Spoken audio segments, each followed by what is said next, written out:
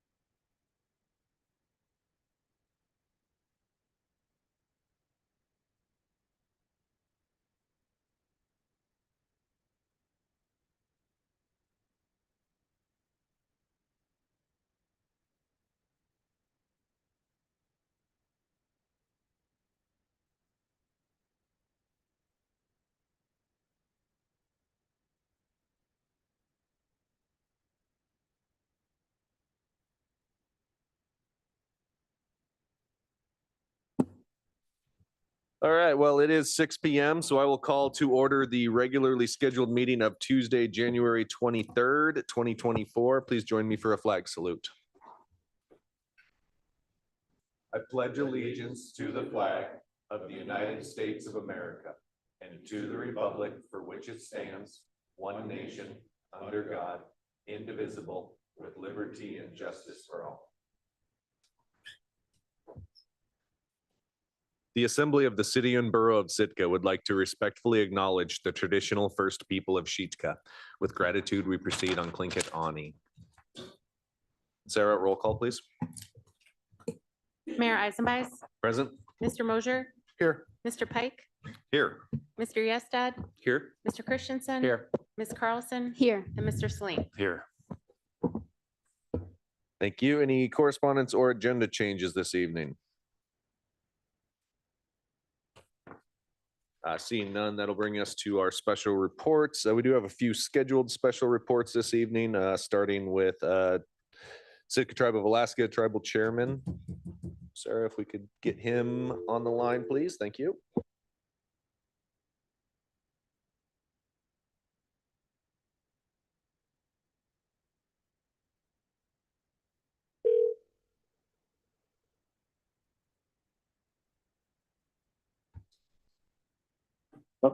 Hello.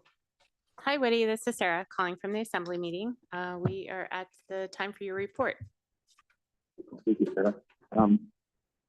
Mayor and Assembly members, just wanted to share a couple dates with you. The Tribal Council had a retreat on January 5th, and we went over election of officers. We filled in committee seats.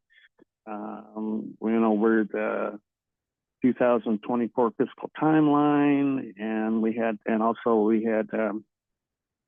visited a 5-year finance projection. And then on our monthly meeting on January 17th,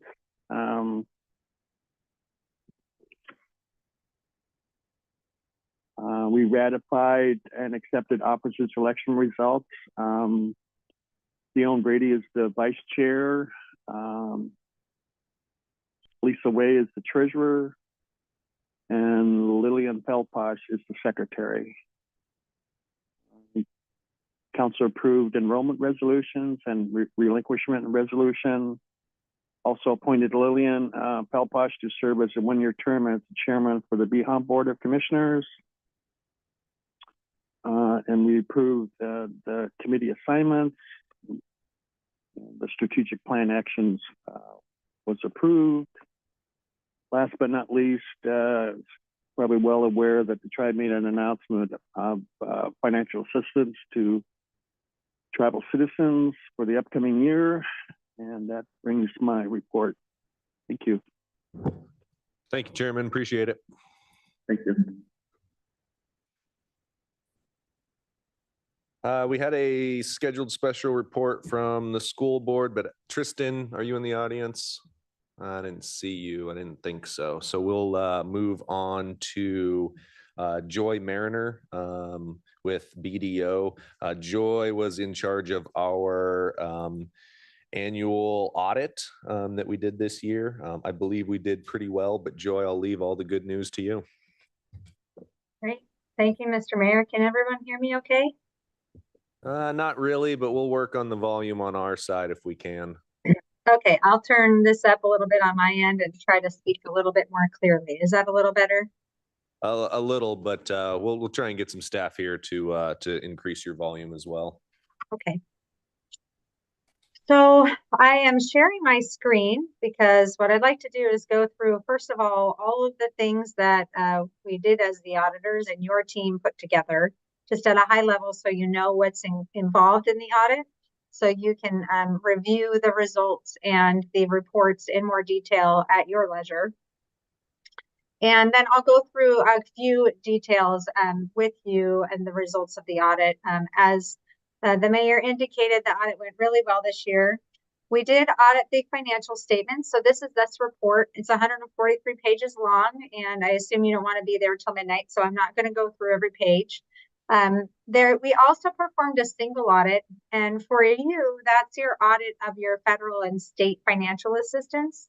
So for you, just as a high level, you had $1.5 million of federal awards and $3.3 million of state awards that were audited in your single audit report. So that's the second report that we did. It's actually 2 audits there.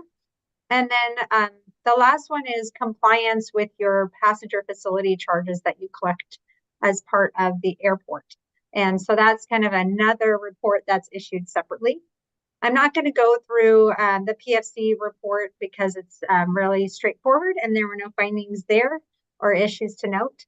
And on the single audit, I'll just mention briefly here on the single audit, you'll notice we had no findings to report on the single audit for federal awards or the state awards either. So we did not find any findings to report to you on your compliance with your federal and state grants. And you do continue to be reported as a low-risk auditee for the purposes of compliance. Where I want to spend my time is a little bit more on the financial statement audit. And I do have another document that you should have received with the what we call the wrap-up.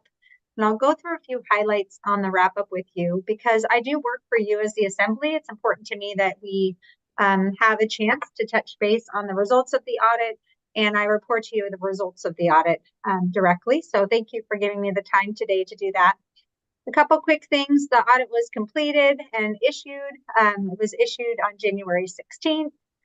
Really, we were ready to issue very close to the holiday break. BDO closes for the week between Christmas and New Year's. And so we ended up issuing after I came back from my PTO. So I appreciate your team's willingness to push that another couple of weeks. But we did issue an unmodified or clean opinion on the financial statements. And you'll also note here that we, as I mentioned, an unmodified opinion on your single audit. So that's your, what you as the Assembly would want to see is an unmodified opinion in those areas. A couple other quick things here. Your management team's cooperation is excellent. They do an excellent job throughout the year. You have a very capable team, even though to some degree during the year they were understaffed. And I know there's been some changes in the way that they've organized the department. But they do everything that we're asking for. They give us the information. It's freely available for inspection. And, you know, the audit process takes a long time. I think we start the process in July, August. We're there on site in October. And this year, last week of October, first week in November, we ask for a ton of things, especially when we have so much compliance to test. Couple quick things. One is you implemented GASB 96 this year. So this is a new standard that requires you to account for information technology arrangements. So basically your IT contracts that are subscription based. Last year we talked about the lease standard being added and what a big lift that was. This was a big lift as well, although not quite as bad as leases. But basically if you enter into multi-year IT contracts, they're actually counted as right of use assets. You have the right to use that software. So this is another new standard, and your team put together very big schedules, evaluated all your IT contracts. And I would say you have more than most cities do. But then again, you're also at municipal governments, your operating more than just your main municipal government because of the utilities and the harbor and so many different types of things. So you have a lot of IT work that's required. In terms of the statements, a couple quick things. Just know that not everything in the statement is a hard and fast number. You do estimate things like your depreciation, your pension liabilities, your landfill closure and post-closure costs. There's some other things in here, including insurance claims or discount rates. We don't believe any of these to be significant or difficult to estimate. So no concerns with your estimates this year as part of the audit. And then, as I mentioned, the big thing this year is adoption of 96 for those IT assets. That's really the main thing that changed. And a couple of things that I'll highlight here for you and the results of audit is that we did not identify any audit adjustments. Those would be things that we found that were brought to the attention of management. We were engaged to help with the pension adjustments as well as the GASB 96 IT contract adjustments. Those are really complex entries.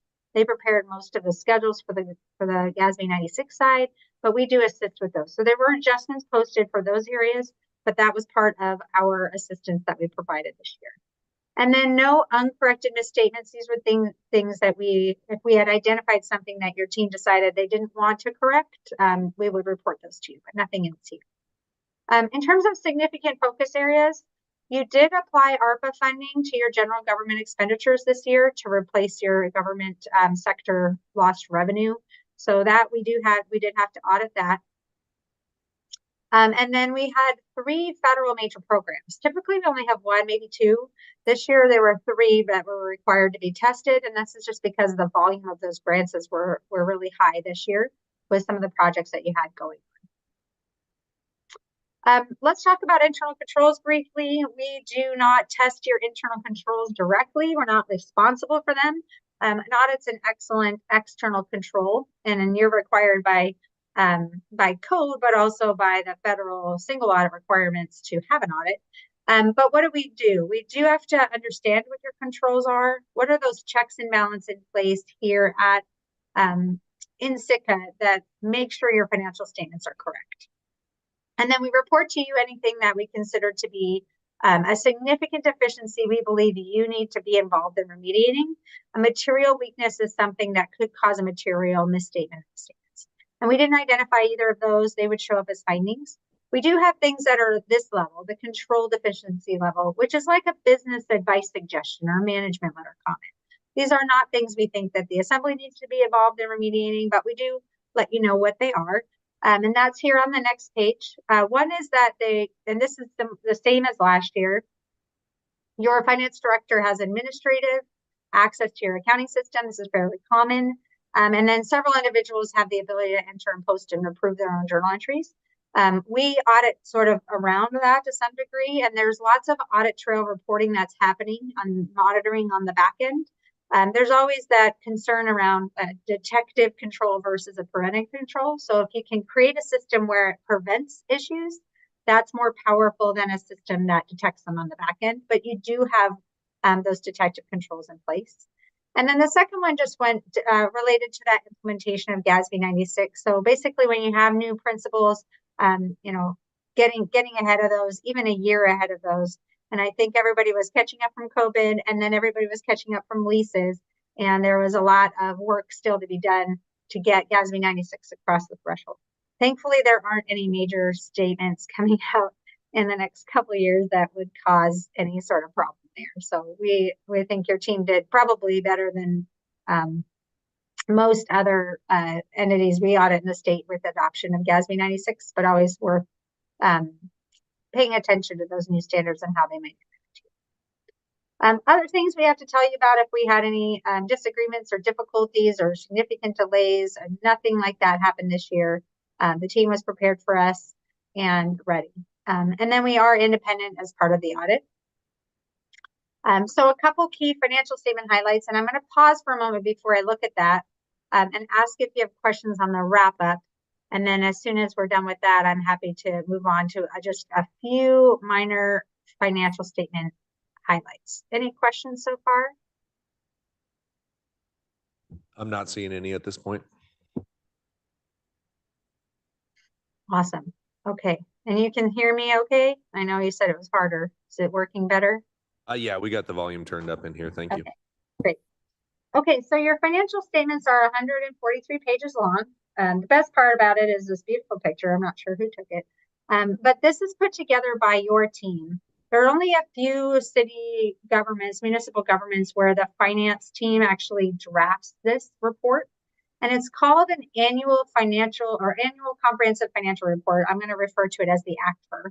And it really is a comprehensive report. And a couple quick things to note is what's actually in your ACFR is pretty extensive. So you have a letter of transmittal, which describes your municipal government, what you do, where you are, list of elected officials. You have your certificate of achievement from last year that you received from the Government Finance Officers Association for having an excellent financial report. So that's a really good best practice. It also includes the independent auditor's report, which, as I mentioned, is a clean or unmodified opinion. And then the management discussion analysis, I'd encourage you to read on your own. This is a summary and your discussion of what actually happened during the year, and as well as your basic financials is all your financial information. You also have supplementary information on your pensions and your major funds like the general fund and the permanent fund. Then you have information on your non-major funds.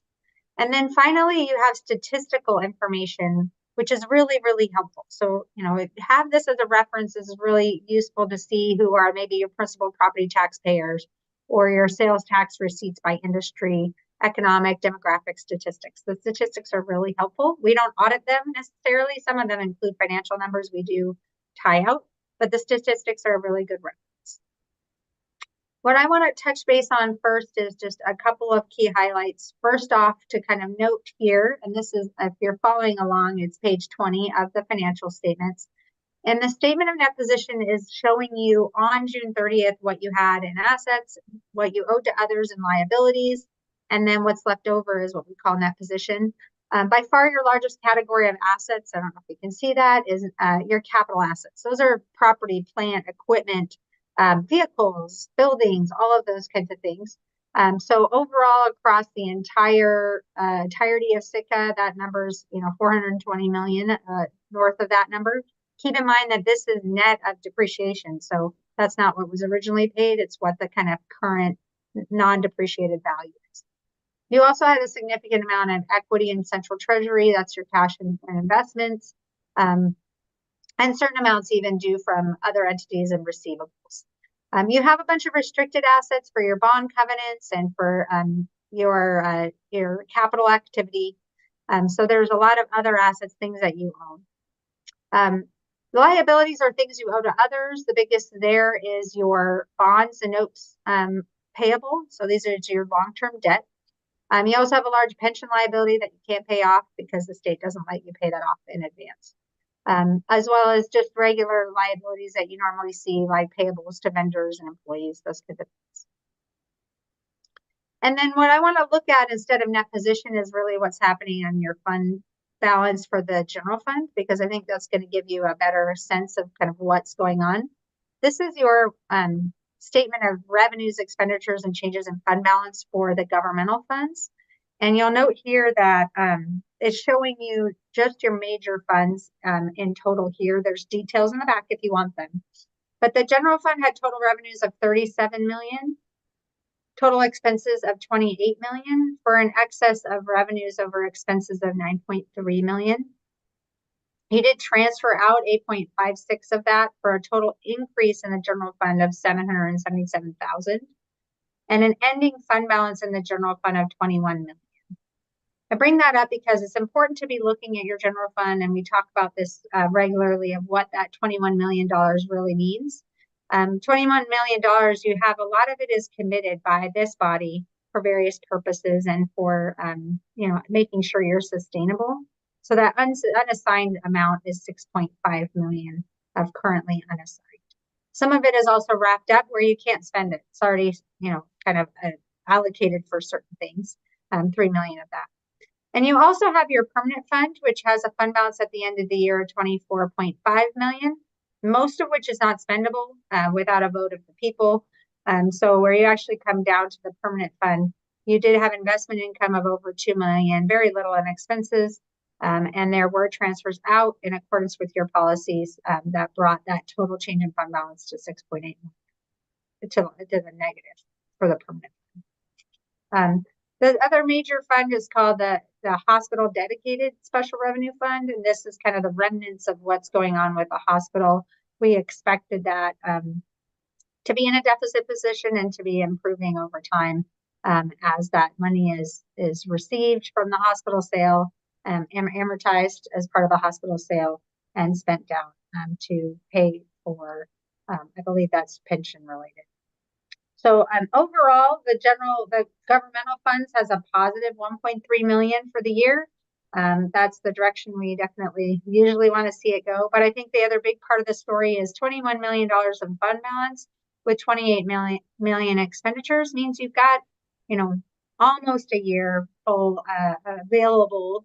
There was 3 million of this was non-spendable, so it's really a little bit less than that, maybe 9-10 months of expenditures available in your fund balance. I would say most of our cities are somewhere between 6 to 7 months and 3 years of number there. So I don't think this is a concerning number or unhealthy, but it's certainly not too high either when you compare it to some of the other cities.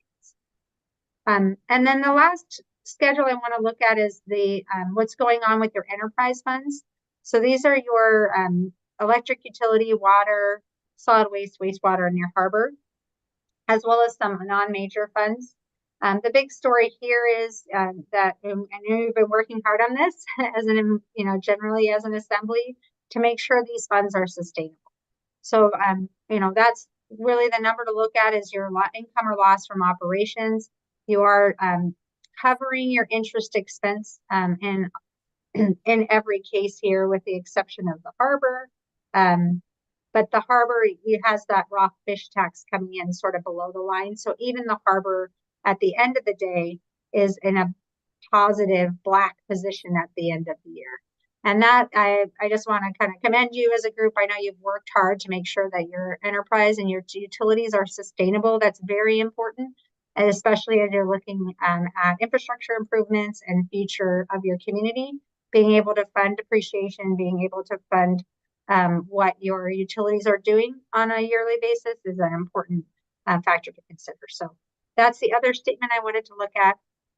And then I know I only looked at a few pages of the 143, but I'll just pause there and just thank Melissa and her team for the excellent job that they do.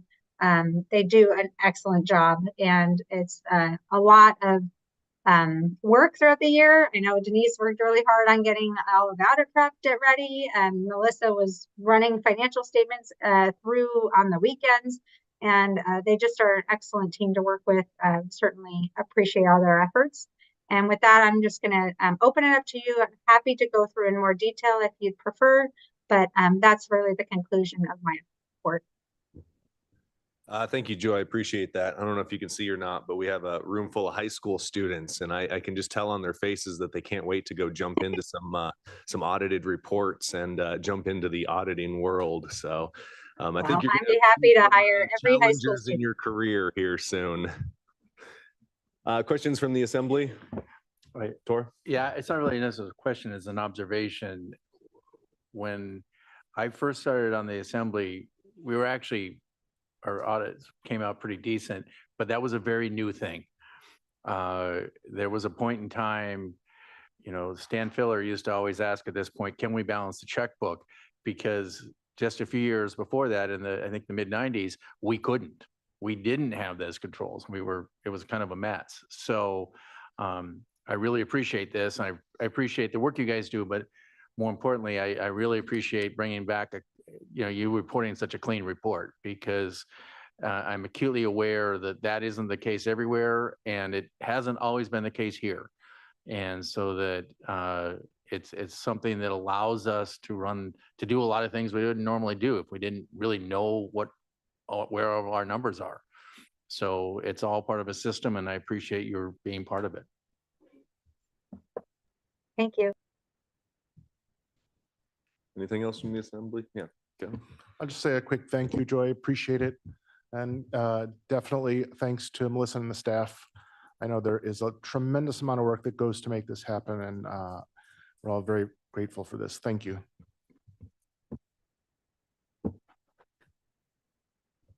And that looks like it, Joy. I do appreciate your time today. I think as we part, I think you imparted this wisdom on me a while ago. It said that you don't approve of how we spent the money, but that the money was spent appropriately after it was approved. So that kind of stuck with me throughout all these years, is that the audit doesn't say that we spent the money how someone may have wanted, but it says that once we did go through that process, it was all done well. So I do appreciate your time tonight, Joy, and I'm sure we'll be seeing you again in the future.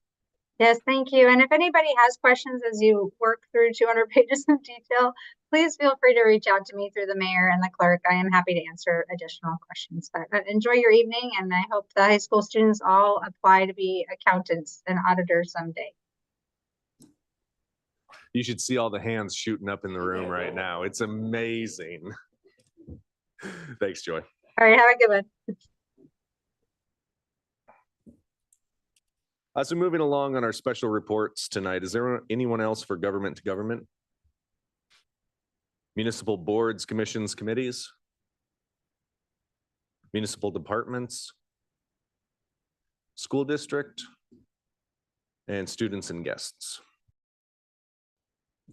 Seeing none, that'll bring us to persons to be heard this evening. This is public participation for any item off of tonight's agenda, not to exceed 3 minutes for any individual.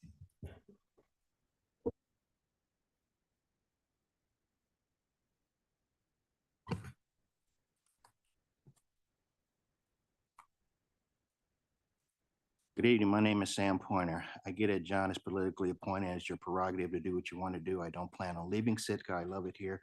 Whether your decision or ignorance of my complaint about John's abuse of power and use of city resources to retaliate is acceptable. It's my pleasure to serve the city and borough of Sitka and a great community. In 2019, the assembly voted to fire the city administrator. The members attempted to fire him at his annual evaluation. Motion by Kevin Mosier and others failed. Instead, they gave him 90 days to get his act together. But in less than 60 days, they were back before the assembly trying to fire him again. The room was filled with supporters. Then they understood why the assembly could be fired at will, but were frustrated with the lack of process and transparency. I see not much has changed. Former assembly member, one time mayoral candidate Ben Miasayo said, "Good luck trying to recruit. It's not going to happen. Who would want to come here and subject themselves to what you folks are doing? It is ridiculous."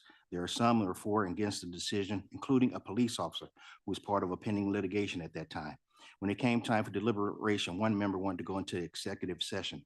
Mayor Paxton said no, he wouldn't support executive session like they're going to have later this evening.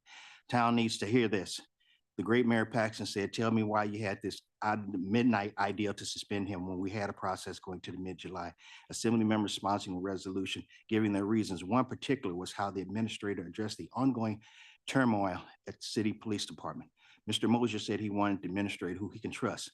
What made him untrustworthy and John so trustworthy? Education, race, military experience, religion? I don't know. I would trust the previous administrator with my life. I do not trust John Leach. Mr. Mosier, Coast Guard veteran, said he already had someone in mind to take this place until a permanent replacement could be made. Here we are in 2024. We have another Coast Guard person as our administrator who hired his Coast Guard buddy over the city shops. Thank God we have a Marine as a mayor. See, ladies and gentlemen, when it comes to these matters before the assembly, have already made their decision. We get 180 seconds of their precious time and a golden opportunity to be heard. Wow.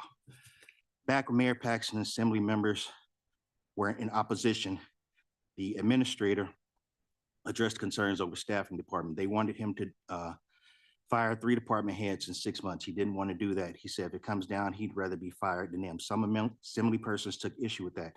He clarified it by saying the charter says appointment, removal of department heads have to go through approval of the assembly. And you tell me one by one he wasn't going to do it. If you told me as a body, he would. John stated last meeting he had too many direct reports. Look like those wanting to get rid of department heads may get their wish. The administrator was voted out. Eisenby, Knox, and Paxton opposed. The resolution was preliminary. He had the opportunity to appeal it. He said he didn't want to waste the public's money on a public hearing. Wow, someone who cares about wasting taxpayer dollars. Thank you.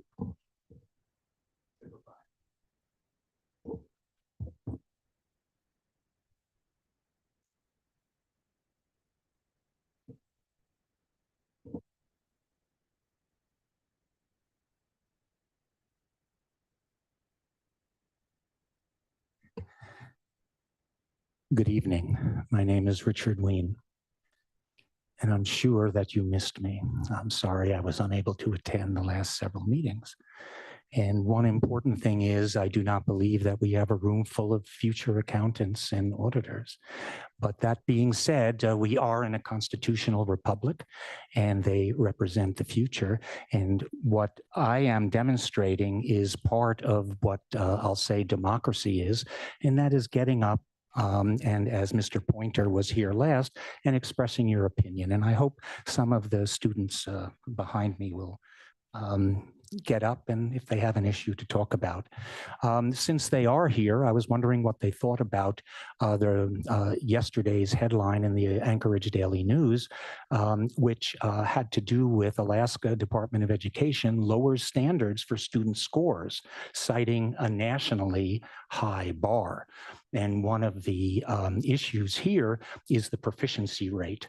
And so when they compare AK STAR tests versus the NAEP, which is the federal test, for 8th grade math in Alaska STAR, the students had a 12% proficiency throughout the state, and on the federal, it was 24. So they felt that the disparity between the two tests, they need to adjust. And I think that I would love to hear some of the students behind express their opinions.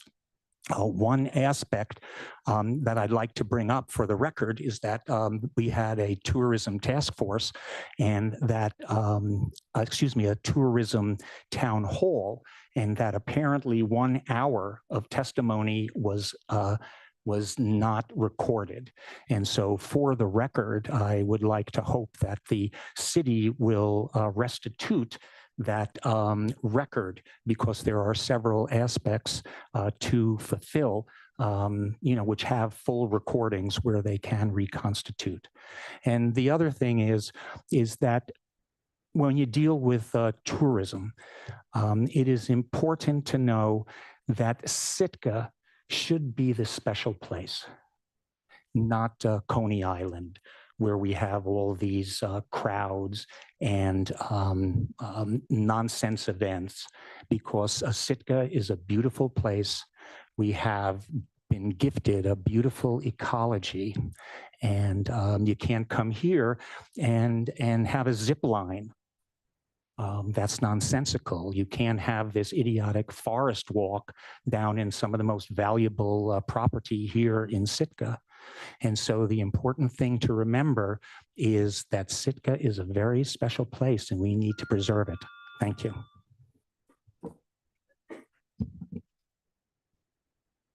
Anyone else under persons to be heard this evening? Seeing none, that'll bring us to consent agenda. There is no consent agenda. Not used to that one. That'll bring us to boards, commission, and committee appointments. I nominate Ian Dempster and Ryan Gluck to fill an unexpired term on the Tourism Task Force. Second. Both Ian and Ryan have been nominated to serve on the task force. Is there any public comment on the nomination of either of those candidates?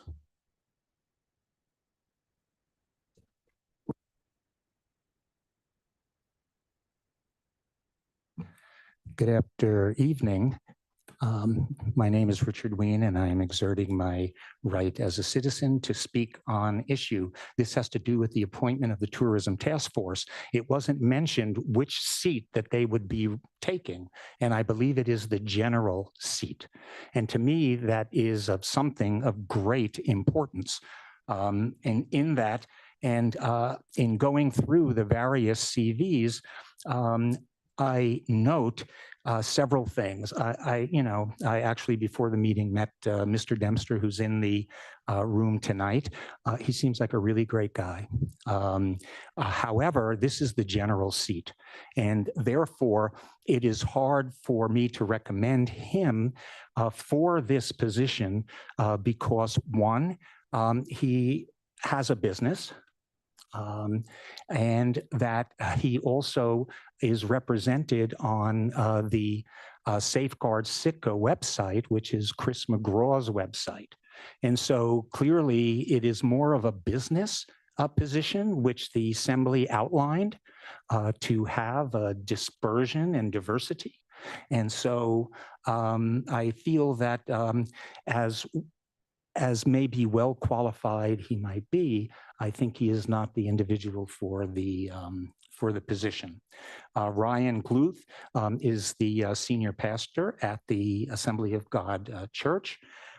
He, does have seemingly a lot of experience in nonprofit and so forth, but he certainly fits more of what the assembly would want for a general seat. Actually, I would have preferred a citizen like a mommy or just a regular daddy being on this seat to have them really experience how they interact with the tourism.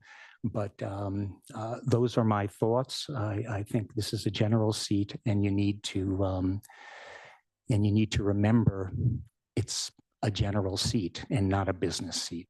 So thank you very much for your kind attention.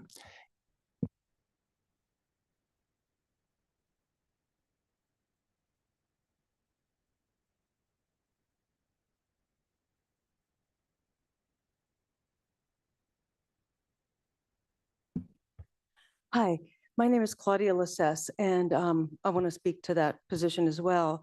When you consider the very limited amount of time citizens had to learn of the Tourism Task Force member opening and apply, it does not make sense that you make a decision to place one of the two current applicants on the task force tonight. The task force initially had no input from citizens, was formed without a vote, and filled with various entities known to favor growth and likely more cruise ship tourism. I understand the two applicants want growth or work from McGraw Cruise Dock or are affiliated with it. Tourism survey in 2022 found that 87% of respondents reported being impacted by tourism in 2022. 63% of respondents felt the uptick in tourism made Sitka a less desirable place to live. The at-large seat currently open should reflect views of folks with no opinion or with views that reflect the majority of Sitkans, as noted in the survey. The Tourism Task Force has voices of ex officio members from the Assembly, Visit Sitka, and Sitka staff. So now 8 voices, if you think about the whole downtown corridor and businesses and so forth, are likely to support more cruise tourism. In spite of the survey and testimony from non-tourism affiliated individuals who testified at the town hall last week, it really concerns me that we would potentially add another one because the body language at that meeting was really notable when anybody brought up limiting numbers. It was like, oh my gosh, pretty obvious that folks weren't really enthused. If the Tourism Task Force were to disband and the city choose to use a collaborative process like occurred to create our current solid waste program, citizens would more likely feel they are heard because they're not left out of the conversation. So less would be disenfranchised with the result. If you are not inclined to defer placing one of the two applicants on the task force tonight or disband the task force, I truly hope you will require the task force to use a fair method to come up with a recommendation on January 30 before our city administrator and mayor travel to the Cruise Tourism Convention to speak on behalf of our city. In any good decision-making process, the use of listing out the pros and cons is a well-known means of coming to a decent decision. Pros and cons are to be for self and others, not just one side or the other. In this case, it takes knowing what your citizenry value, what inspires them to live here, what keeps them here, what is needed to balance the economic needs of the citizens and the city. It is difficult to know what the task force learned from the public meetings they held, as the first two included a lot of Post-it notes where the questions seemed focused on getting certain results. At the second meeting, it seemed when one person posted a note, someone came and read it, then posted an opposing view, because you had the one side versus the other, and you could kind of see that happening, particularly at the second Post-it note town hall. Please ask the Tourism Task Force to tally all the town hall results and make them public. Please ask them to post all the letters and comments on a website that all citizens can see. Please ask them to weigh testimony of those who are not employed Thank in you, the ma'am. cruise visitor In fairness to industry. everybody, we are going to cut you off at 3 minutes. Pardon?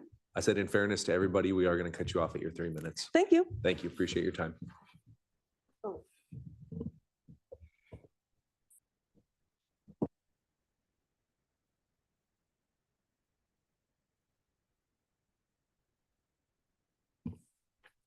I'm Barbara Bingham. And my comments tonight echo the email I sent you all earlier today. And I'm asking that you consider declining to appoint either of the two current applicants for the open community at large task force seat and open a second application period. The task force is already overweighted by pro-cruise tourism advocates who are heavily invested in continued growth. Both applicants have also indicated they support the same continued growth, in one case through social media posts and cruise industry alignment, and in the other through a phone conversation with me. Neither of their views align with the many community voices urging restraint on cruise tourism. A single and seasonal economic sector that threatens the well-being of year-round businesses and residents. And in that regard, they are not an appropriate fit for the community at-large seat.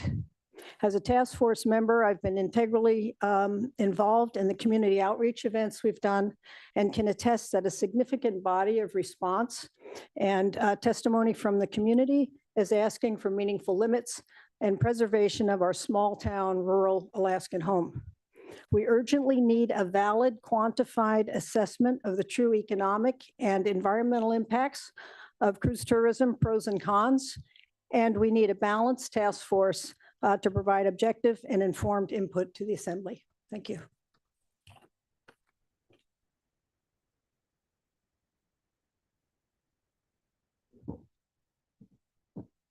Anyone else on the appointment of the two candidates?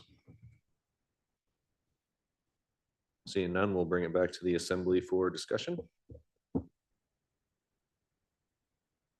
Chris? I'm going to start with, I'm not in favor of putting this out for any longer advertisement. This was advertised with plenty of time. I saw it on social media and other media outlets.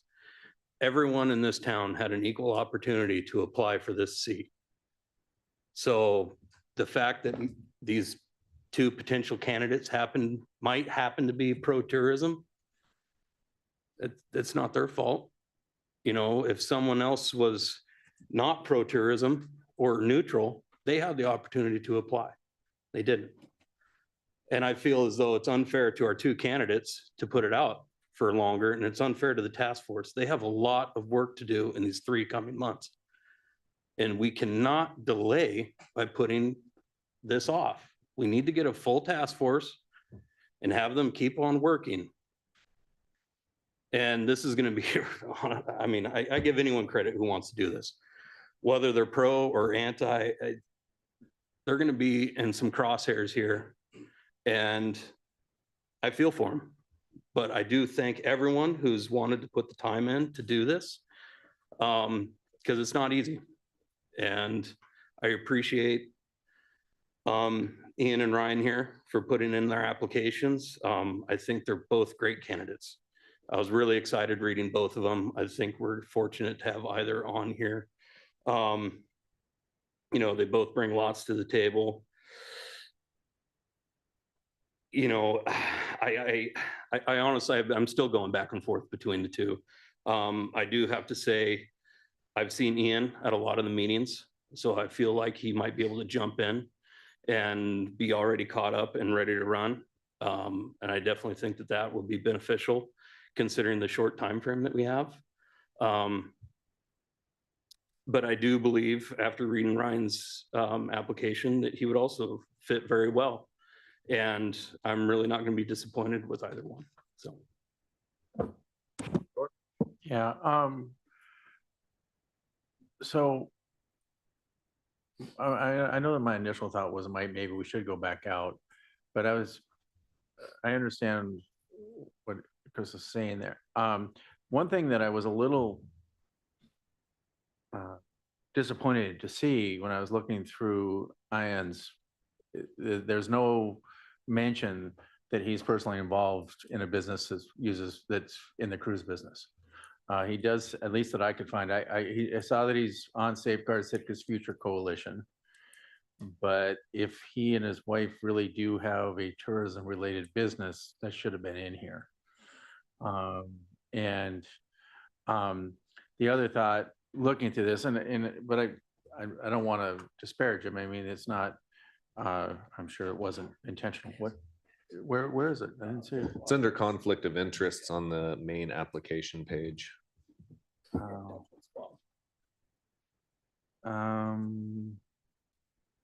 it's okay. I just see it there now. I was looking through it.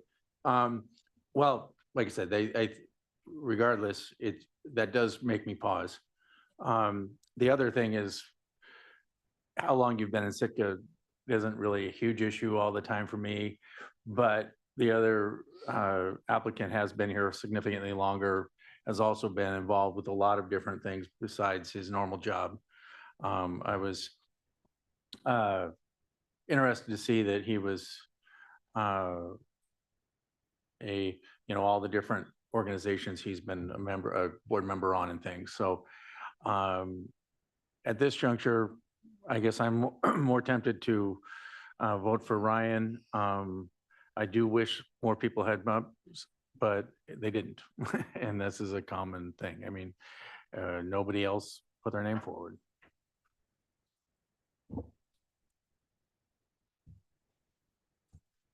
Did you? The word balance was used a lot in our initial discussion around appointing people to this task force. Very long ago, but quick 12 months, basically, since we started this conversation.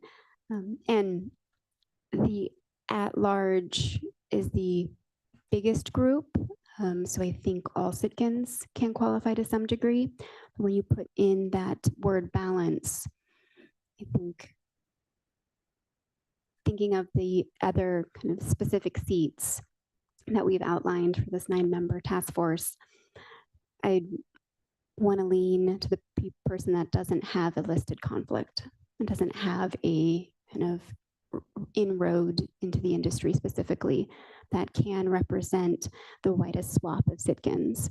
And when I look at Ryan Galuth's resume and kind of knowing of him, I don't think we've ever met directly, that with his diversity of understanding of this town and his 11 years here, I will be voting for him tonight for this appointment.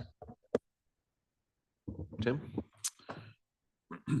I was once again struck by the fact that Sitka brings forward many great people when we ask for people to be involved. I mean, I think as Chris pointed out, I think we do well with either person. I think for me, that's, I would not be disappointed as Chris would be by either person being appointed to the seat.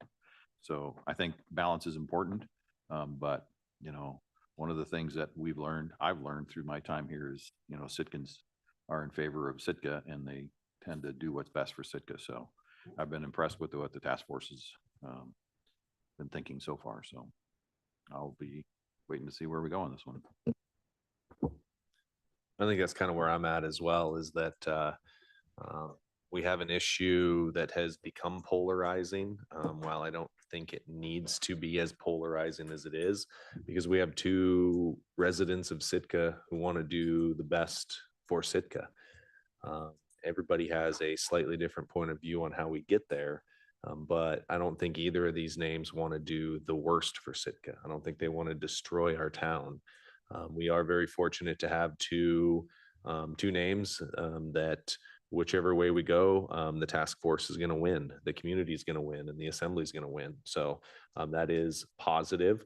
The one plug I'll put out is whoever doesn't make it on the tourism task force, Sarah will appreciate this. There's many other open seats on boards, commissions, and committees. So I think your expertise could be used on those as well. So I'm still undecided on where I stand. I wish I could say a name so that I could kind of help other people's process along, because that's what I was looking for tonight, was other people's thoughts as well. But undecided at this point. So if anyone else has some compelling arguments, Kevin? So Sarah, how long did we advertise this for? Was it the normal time that we do for every commission? I think think back. I think Ms. Hackett resigned on the Thursday, let's see, can I remember the date? The 11th, maybe. 11th of Or January? the 10th of January. And then we advertised starting the next day as a PSA, and then it went out into the newspaper as a display ad twice, and it closed. So about a week. How long do we normally advertise? That does seem a little tight. Well, I mean, we Candidates. needed to start advertising. Yeah. So this was the first, Okay. the next meeting coming up. So So- is that kind of what we do normally? Just we put a net out, if people Yep. apply, we put them on Yep, there. and when we get applicants, we put them on the agenda. So, yeah, this is a tough one. I know Ryan. I used to go to the church he's pastor of for many years, but although I haven't been there for quite some time. So I know him as a person. I believe he's a person who is definitely pro for the community, cares about this community, and the family is very embedded in it. And I believe he can be balanced. That's just my personal opinion from knowing him several years ago. I don't think that, I already talked to the mayor, I don't think that forms a bias or anything like that. I don't know the other individual. I don't want people to feel that we're trying to stack this task force and people who are pro.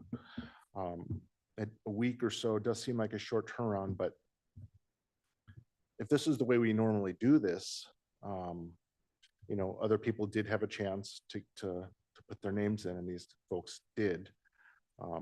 I'm inclined to lean towards Ryan because of many of the reasons people said. The other, Ian, is affiliated more with the cruise line agencies. And it's just my opinion from knowing Ryan over the years that he can be a balanced person, I just don't know the other person. Maybe he can be balanced too. I just don't know him. So that's kind of why I'm leaning towards Ryan. I don't know. I'm not in favor right now of extending the deadline because we adhered to the normal procedure of advertising. I mean, it's the assembly's decision. Yeah. So if you want to extend it, you can certainly do that. But I didn't feel comfortable not putting applications on Okay. an agenda.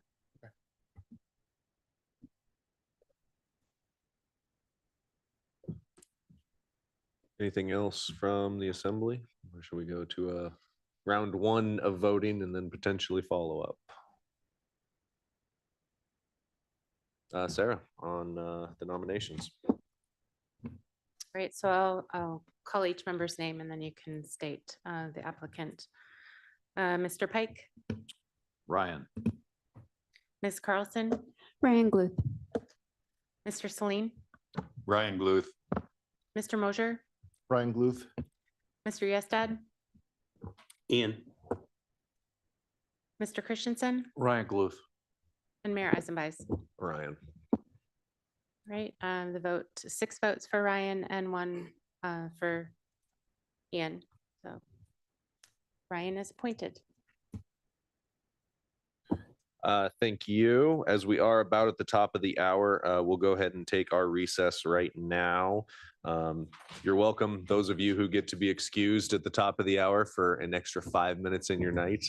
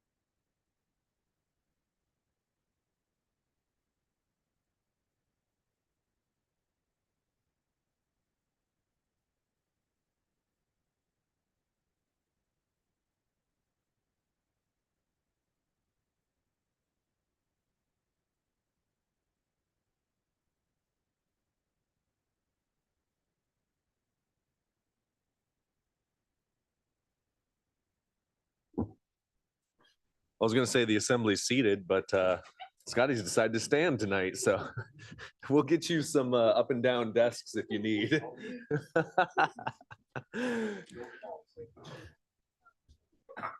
All right, appreciate that. Thank you, everybody. So tonight, that'll bring us to item B, unfinished business on our agenda, please. I move to approve ordinance 2024-01 on second and final reading, amending Title 11 Vehicles and Traffic of the Sitka General Code by updating Chapter 11.75 All-Purpose Vehicles. Second. It's been moved and seconded to approve ordinance 24-01. Is there any public comment?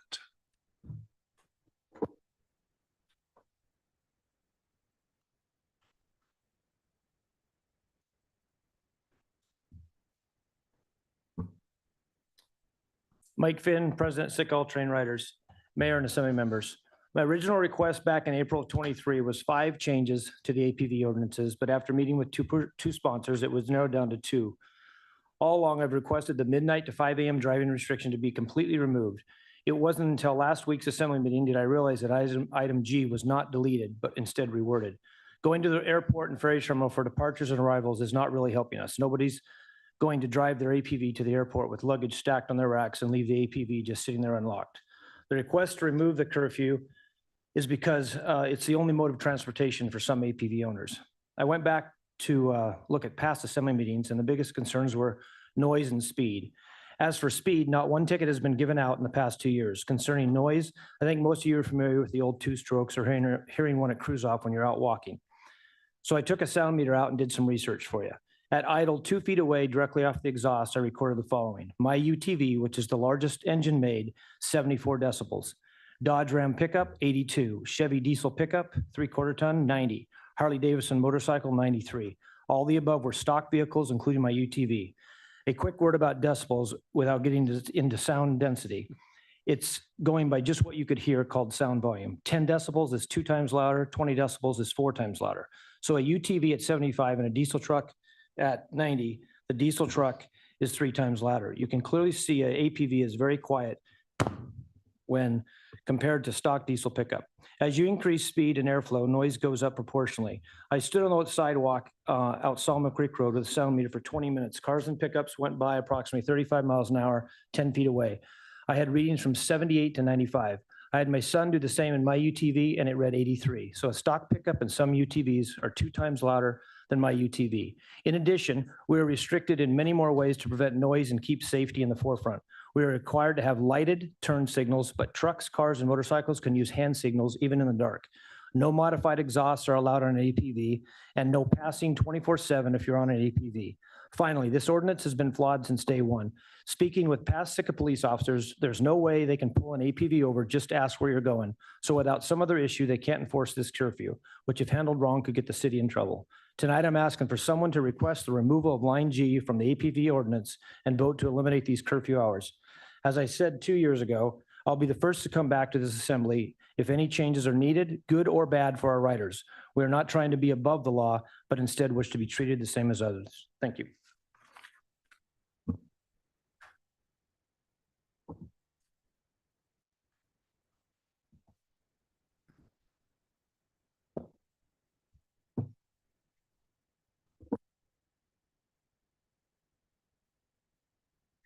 Good evening.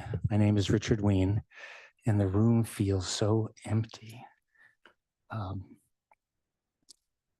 As far as the ATVs go,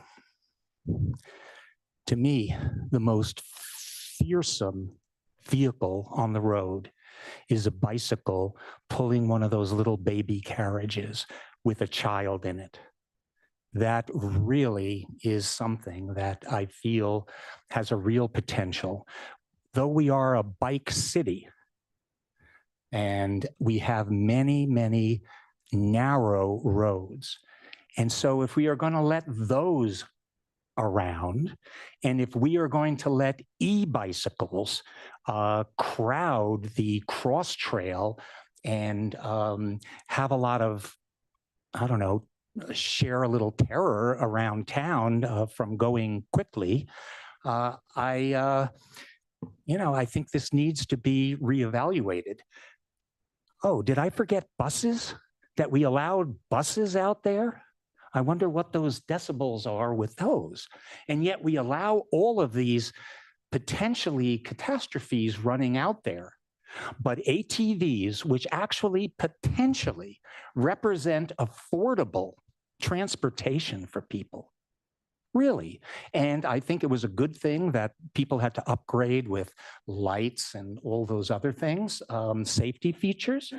But to deny them 24-hour access on the roads is absolutely nonsensical. And the parameters you made, can I use the word ridiculous? Well, only if you go to the airport or the ferry terminal. Does the ferry even dock here anymore? And it just doesn't make sense. Do things that make sense and help people. Initially, when these rules came out, it seems that was the direction you were going in. This has been 2 years now, and it seems that things seem to be okay. And so I feel that you really do need to change those lines and to give greater access and actually see what happens. We have a lot of accidents here. They need to be reported too. But the only microscope that's being pointed is at the ATVs. Let's see what kind of automobile stuff happens. So anyway, thank you for your kind attention, and go affordable.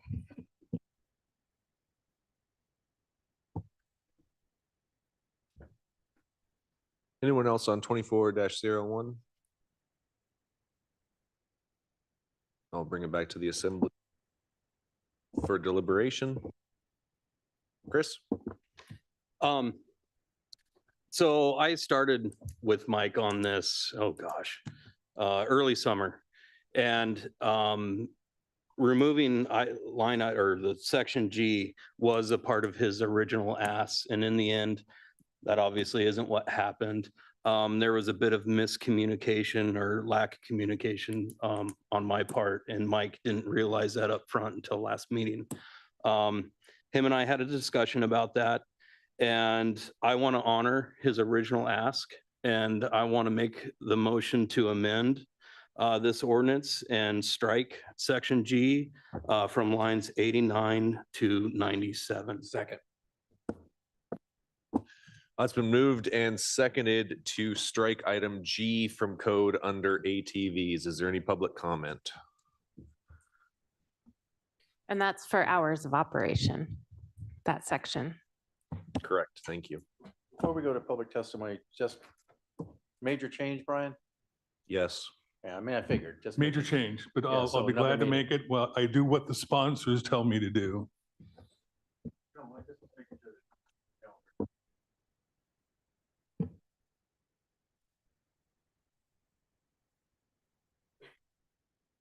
Okay. My name is Richard Ween, and now a word from our sponsors.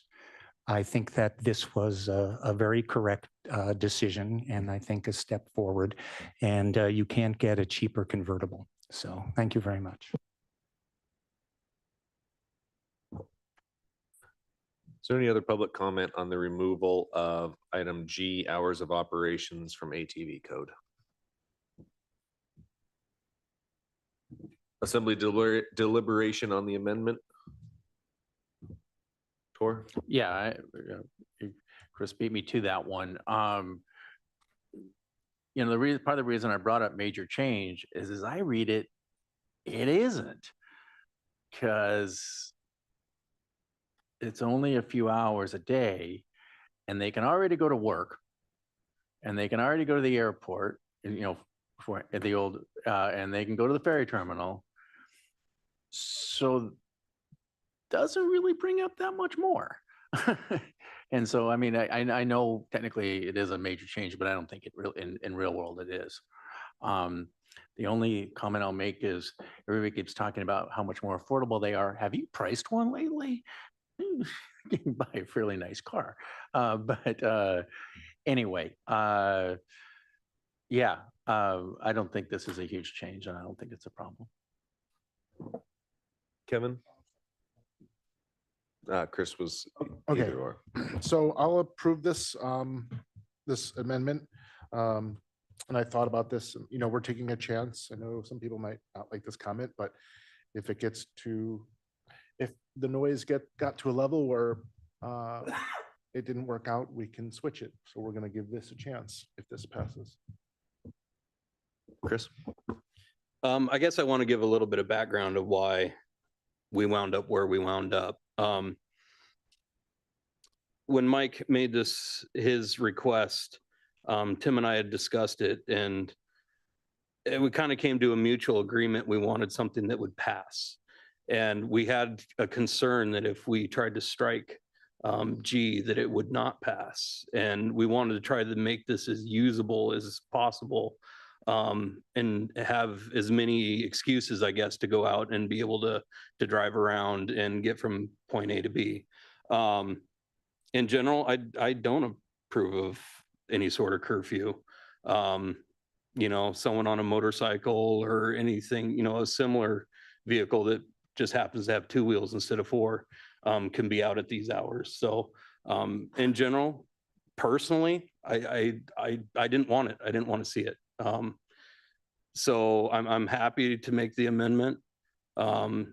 It's something that I personally approve of more. So yeah, but I wanted to explain why at first we only offered some changes to G instead of striking it.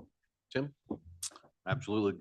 As Chris says, and this is how we came forward.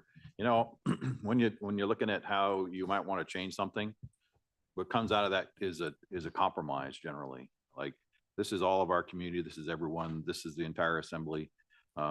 Past experience with the past assembly when they approved it in the first place and the conversations around it led Chris and I to decide that this was a reasonable way to start this process in. And we wanted to see where this one went. So kind of like we laid it out the first time, we saw how it went, see how things go. This is the next step in that process. So when we told Brian what we wanted, this is what we wanted, put together exactly what we asked for. And that's how we got to where we're at. I'm not opposed to removing the curfew.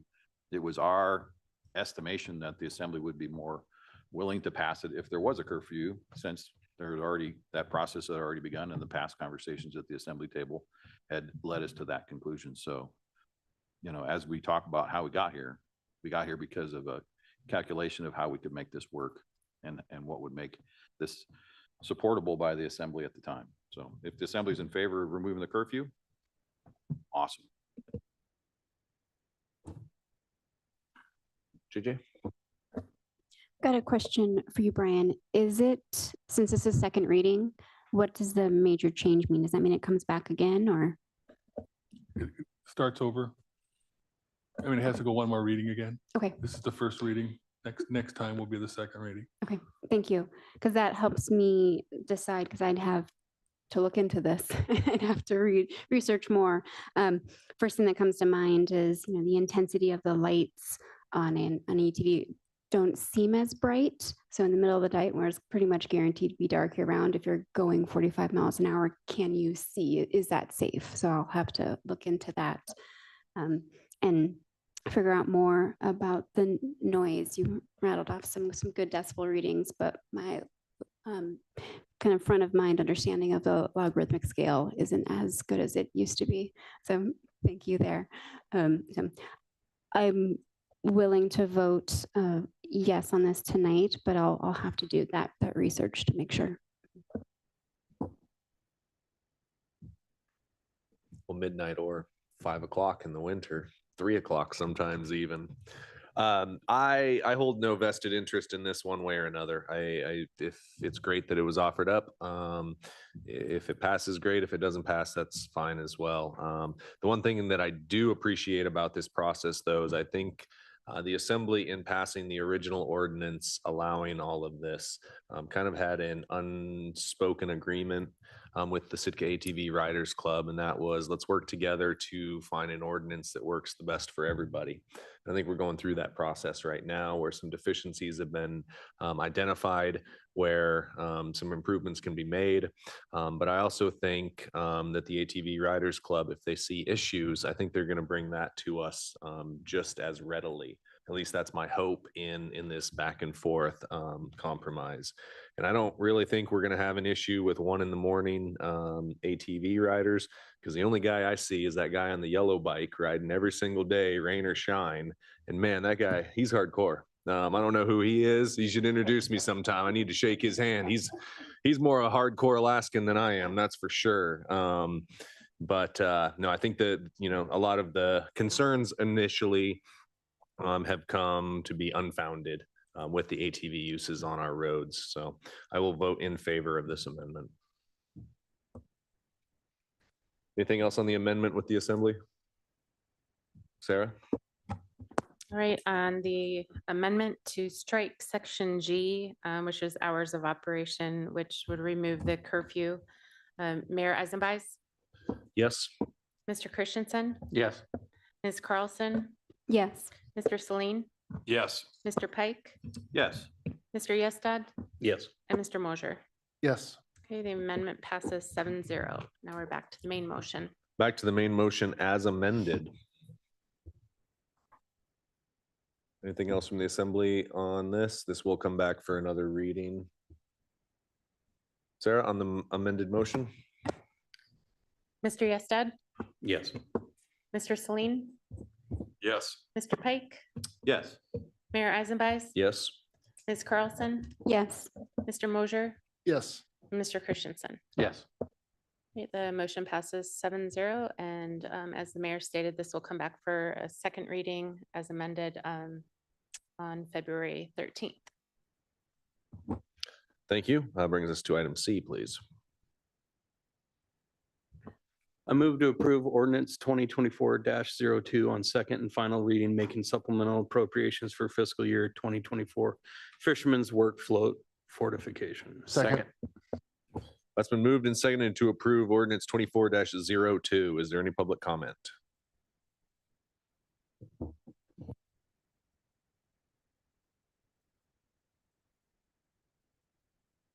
Good evening, Richard Ween. Actually, Stan showed great wisdom in this to replace. This has to do with supplemental appropriations for the fishermen's work float. To replace it previously was 5.6 million, and now it's 6.3. My, how those numbers seem to grow. We, meaning the Sitka, applied for a grant for 2.6 million, but only received $380,000. And so what seems to be happening here is somebody actually checked the checkbook and felt that if they went the full Monty, it would be too much money and actually squeeze the harbor fund a little too much. So they're going to go to an intermediate, accept a $500,000 appropriation, and with the bird in hand, which is the $390,000 state grant, in order to do basic repairs and spiffy it up. So I congratulate Stan for for just having some good insight and wisdom. Thank you. Any other comments on 24-02? Back to the Assembly for deliberation. Stan, I do have a couple questions for you, mainly because I know you love coming up and answering them so much.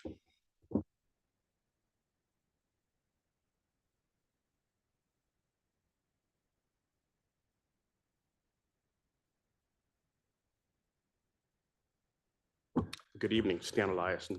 Thanks, Stan. Appreciate it. Two questions on this. One of them just involves the timeline, and then another one will get to my more main point here. So it looks like between bid award on 6/15, construction will be complete 10/31. It seems to me to be kind of right in the middle of seine and gillnet season, and people are going to be using that work float quite extensively. Are we planning this construction, more towards the September timeframe to accommodate that, or are we going to be corking those guys right in the middle of it? No, I'm planning on having done it further this season to Okay. avoid that. Okay. I had assumed you had already considered that. However, it just kind of stuck out to me.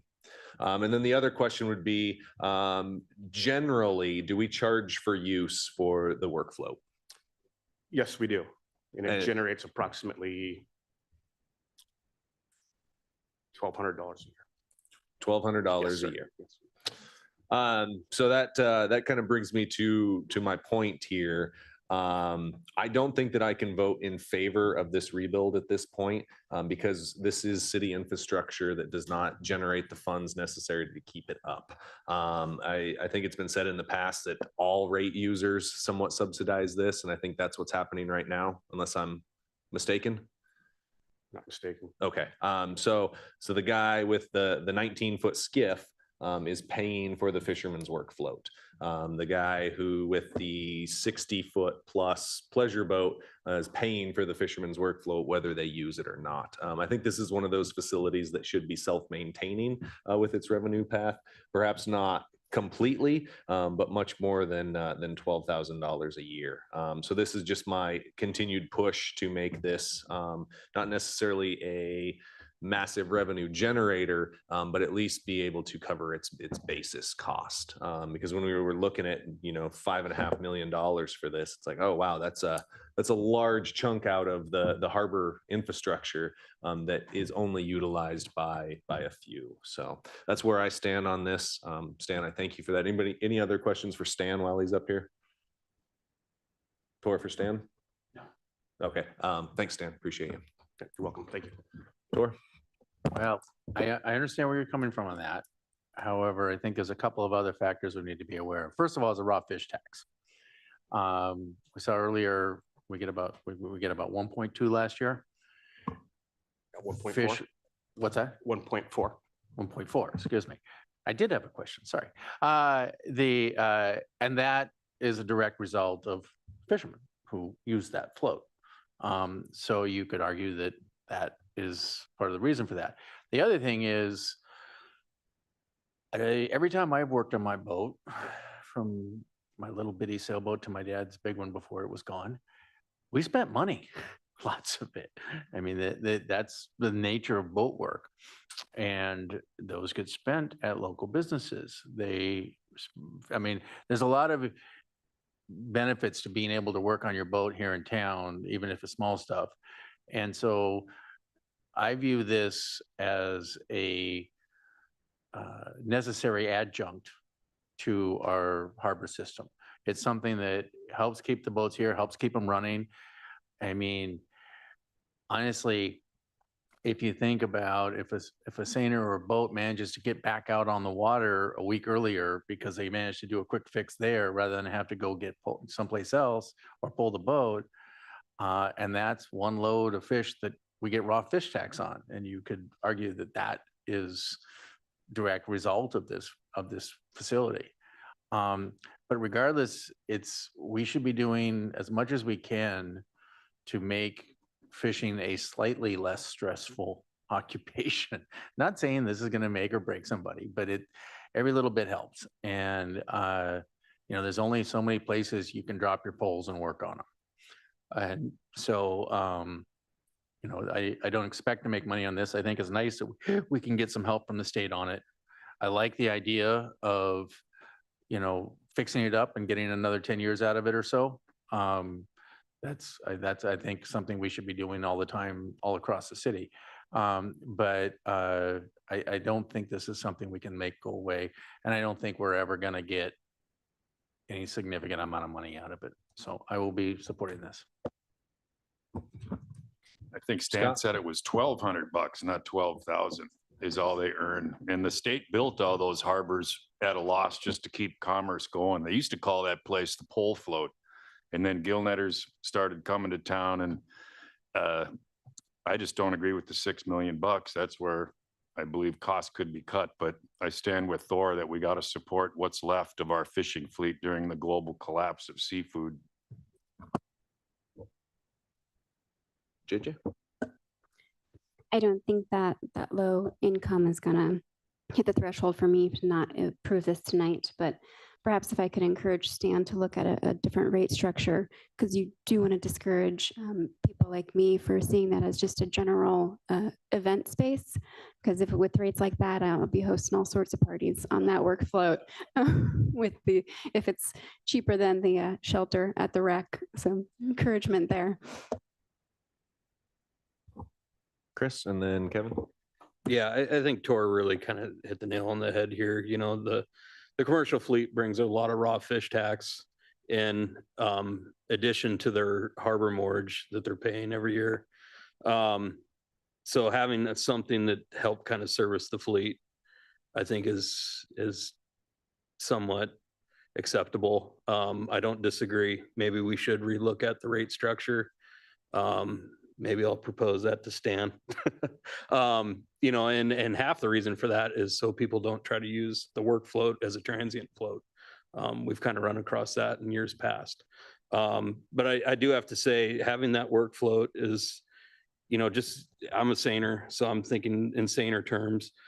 We get a lot of fleet here from Petersburg or Ketchikan or Juneau. And it's quite common that they'll tear their nets up. And instead of having to run all the way back to Petersburg or Juneau, they're able to fix their nets right there. And they stay in town and they keep spending money in town. So though that float may not generate a lot of revenue, in the end, it does see revenue come through this town. But I'm definitely not against looking at some sort of readjusted fee structure.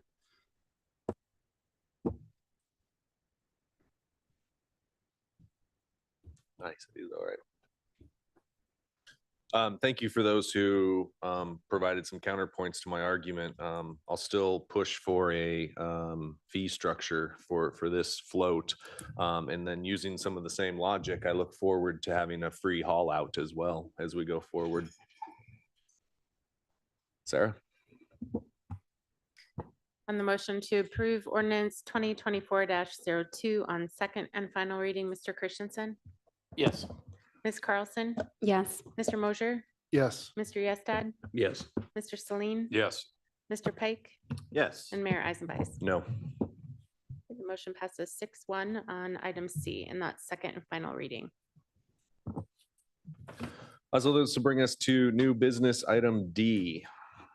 I move to approve ordinance 2024-04 on first reading, making supplemental appropriations for the fiscal year 2024 Thompson Harbor Lift Station replacement. Item Delta, please. Oh. I really wanted to be done. I move to approve ordinance 2024-03 on first reading, making supplemental appropriations for fiscal year 24 mid-year supplemental appropriations. Second. It's been moved and seconded. John, I understand Melissa Haley has an introduction for this one. That's correct.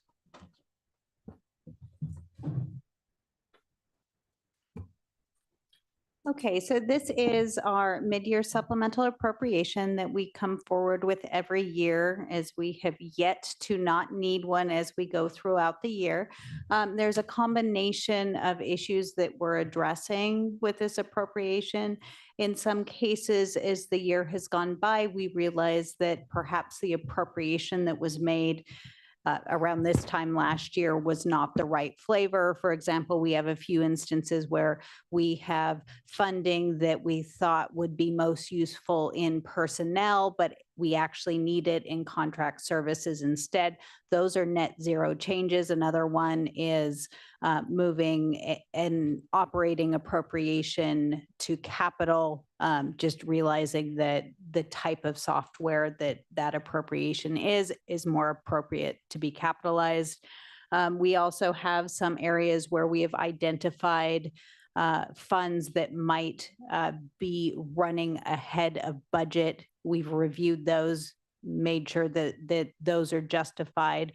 So for central garage, we have some operating appropriations that we have identified. And then there's a few other items that as the year has gone, we've realized we need, and it makes most sense to do them now rather than wait to put them in the fiscal 25 budget. Another big area, which is always good news, is grants. So we've received a number of grants. Just because we get the grant doesn't mean we can spend it. And so we're including those appropriations. In some cases, we're also requesting a match. These were all funds that had come forward to the assembly at the time of application. So,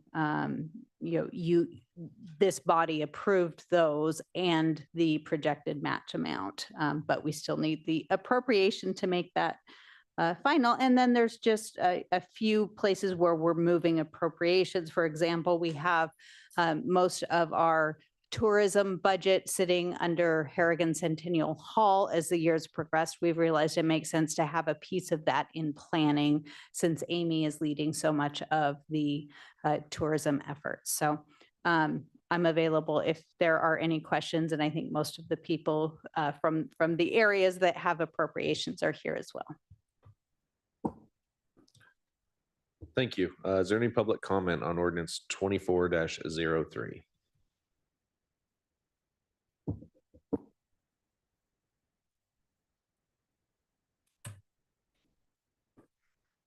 Good evening. My name is Richard Ween. And if I ruled the world, I'd ask for one number from this type of request. How much, one number, when you add everything up, is it really going to cost the city? I know there's a lot of, mid-year and this, and it's, neutral and so forth, but I'd like to hear that one number. How much does all of this mean? There's nothing in here, I just don't understand it. So if I rule the world, one number to tell the citizens what all of this is going to cost. But there are a couple of little things which I think are interesting. And that is out of Fund 700, that there was a UTV bought, I think, for transporting patients from the cruise line terminal. Anyway, they want 25 large to fund a storage unit or something to keep it dry. It's a good thing you opened it up in case there was a midnight emergency, then they probably wouldn't be able to be on the street. Another thing which caught my eye was an increase appropriations in contracted purchase services by $15,000 to secure apartments for new employees, interns, while vacant, and by $75,000 for outside HR support. So again, I don't know what all the numbers mean, but the concept here is that for human resources, you're securing apartments for employees. So my question is, are they doing that for all departments? Are we seeing a precedent being created here? And that's why some of these things need to be kind of like line item discussed. This is what we're doing. This is why we need it, and so forth. But what happens in the entire mishmash is that sometimes understanding how the money is spent, we don't know. And so that brings me back to the audit. It's correct. The audit is not determining how well your money is spent, but you have to know why. And so I feel that need to know some of the whys here. So, but there's a good thing is that the UTV will be covered. So for the cruise line. Thank you. Any other comments on 23 or 24-03?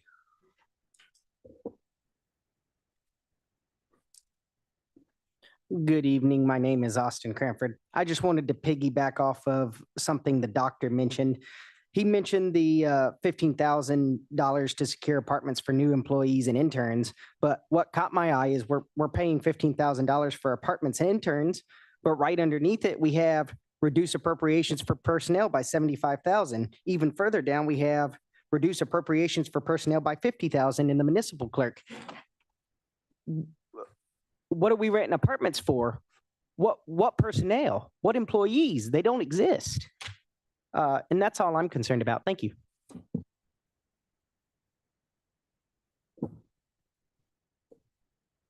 Anything else on 24-03? Further public comment? Back to the assembly for deliberation. Yeah, I just have a quick, again, more of an observation.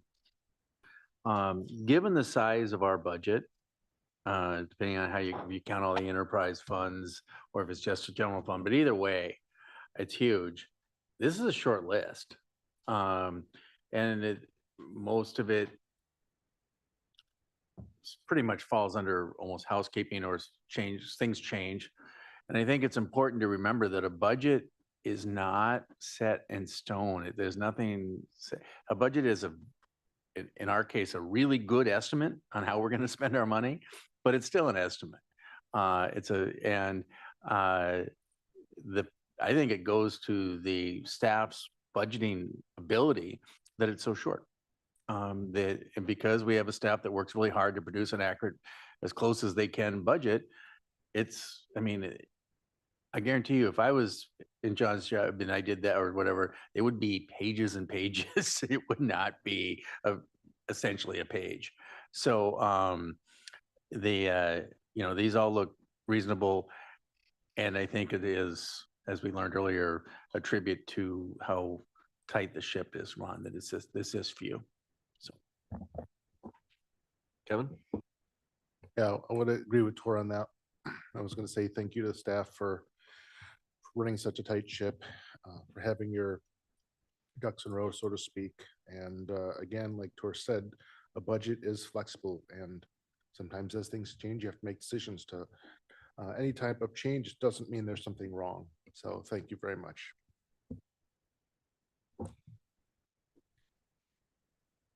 Chris? I guess I do kind of want to acknowledge the apartments. These apartments are for all new city employees, not just HR. And I do know that they have helped us secure new employees. I think that is a great benefit that some potential hires could come here, have some secured housing for a short amount of time, and allow them to look around for either purchasing a home or other apartments. So I think it's pretty pivotal, especially since we're having a hard time hiring. So we definitely need to keep that going. I do have a couple quick questions about the Connex for the UTV. Are those best directed to you, John, or Craig, or? I can try, but I'm gonna need Craig to back me up with some details. I guess one of them is where is this going? And is there potential future costs if it's not going on city land? Good evening, Craig Warren, Fire Chief.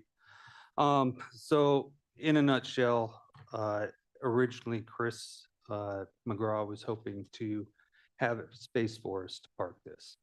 And he decided to change his plans and build a theater because we've been waiting 18 months for the UTV to get here and plans change. We've got a permit application in for the state of Alaska, that right away where the parking is barricaded off up above. We're hoping to put that Connex right there. It'll be right below a power pole so we can put lights in there, plug the unit in so it doesn't go dead. Okay, is there going to be any future cost to that, you think, or is that going to be something the state's willing to work with us on? The right-of-way permit is $100 for 5 years. Oh, well, okay, that's reasonable. So, all right, that was my question, I guess. Any other questions for the fire chief while he's up here? Thank you. Chris, did you have more on your lines or? No, that was pretty much it. So I'm good. John?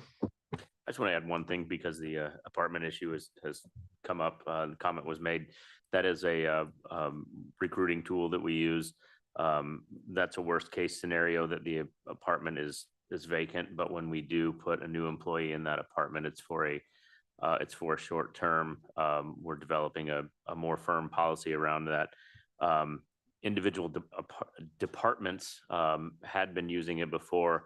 I wanted to centralize it more as an HR function and manage that whole policy out of that office as an onboarding. But any new employee that does come in, basically the lease cost is turned over to them. They will pay for that housing while they are in it and trying to secure some long-term housing.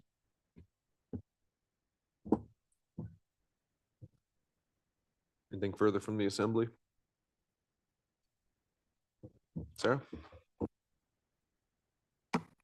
Right, on the motion to approve ordinance 2024-03 on first reading, Mr. Yestad, Yes. Mr. Christensen, Yes. Ms. Carlson, Yes. Mr. Celine, Yes. Mayor Eisenbeis, Yes. Mr. Mosier, Yes. and Mr. Pike. Yes. The motion passes 7-0 on first reading, and that's item D. That'll bring us to item E, item Echo, please. I move to approve ordinance 2024-04 on first reading, making supplemental appropriations for fiscal year 2024 Thompson Harbor Lift Station replacement. Second. It's been moved and seconded to approve ordinance 24-04. John, I understand Ron has an introduction on this one. That's correct. And Ron, don't hesitate to ask Melissa for backup if you need it on the financial piece. He's got it. Go for it.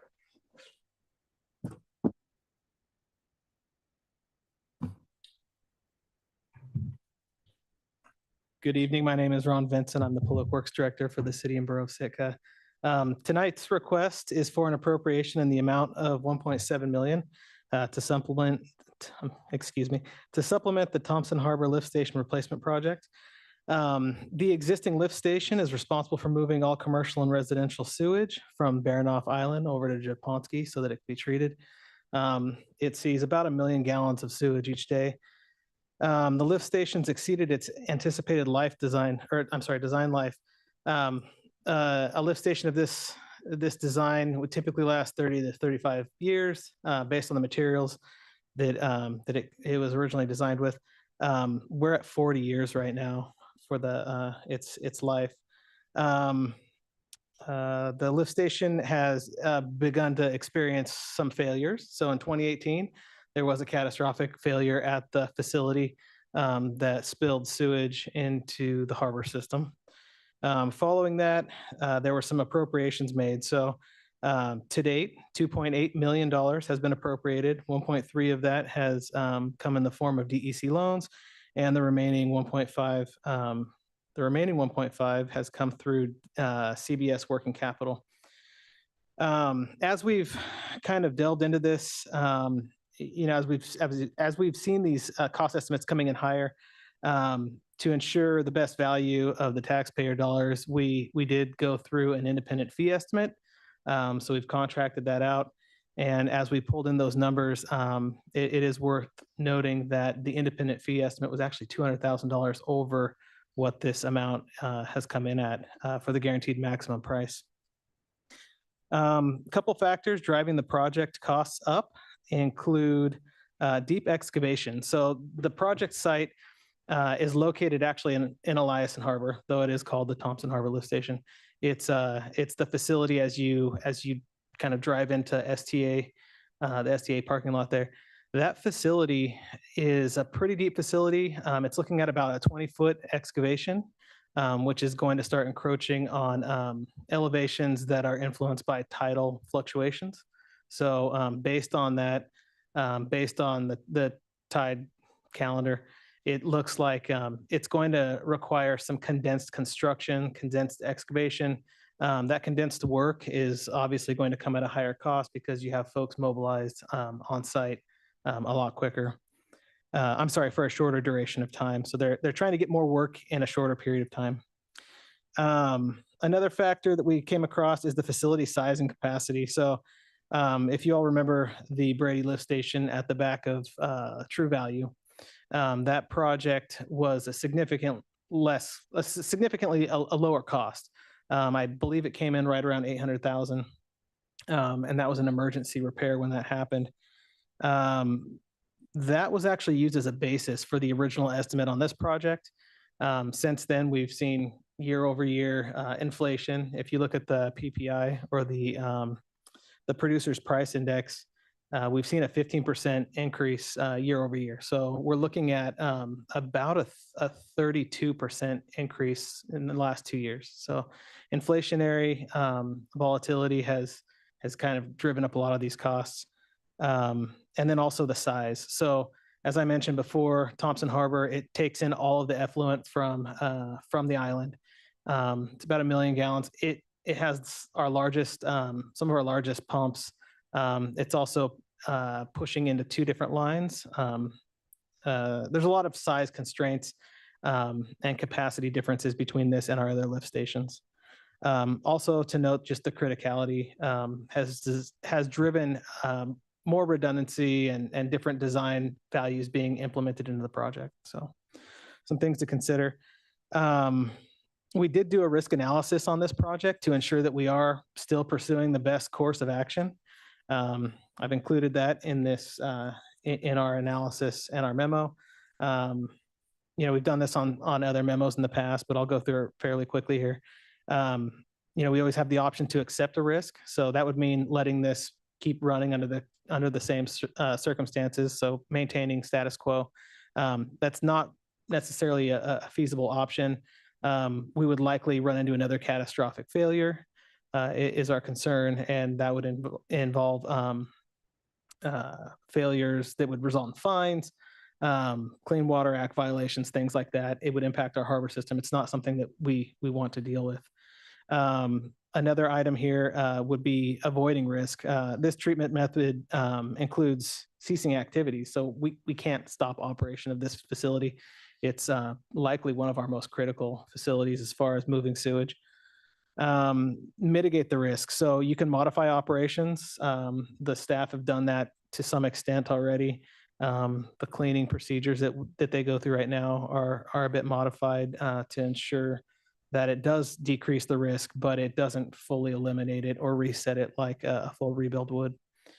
Modifying maintenance, again, that is something that has been done as well, and it doesn't completely reduce the risk to an acceptable level. And then you have repairing and refurbishment. So repairing the facility would extend the life a bit. Refurbishing the facility also could extend the life a bit, but again, it doesn't buy the guarantee that a replacement will. So tonight, our recommendation is to, we're requesting an appropriation of $1.7 million. And I'll just add that this appropriation also combines approval to apply for the additional loan funding through DEC, similar to how we do when we pass our annual budget. Thank you. I'm sure we'll have some questions, but we'll call you back up after public comment if needed. Thank you. Is there any public comment on ordinance 24-04?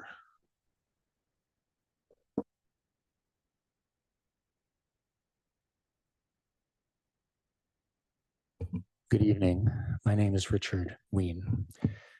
There are object lessons in everything. You can always learn something, even from your kids.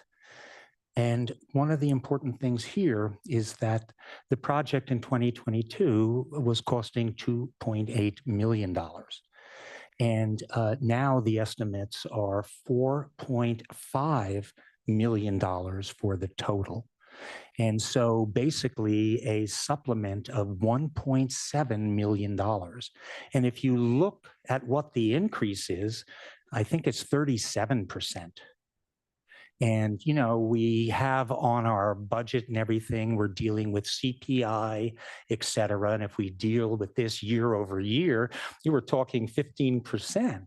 And I think the object lessons here are that costs will increase, and it's not going on to the producer price index, and it's not on the consumer price index. It has a mind of its own, and things are very expensive.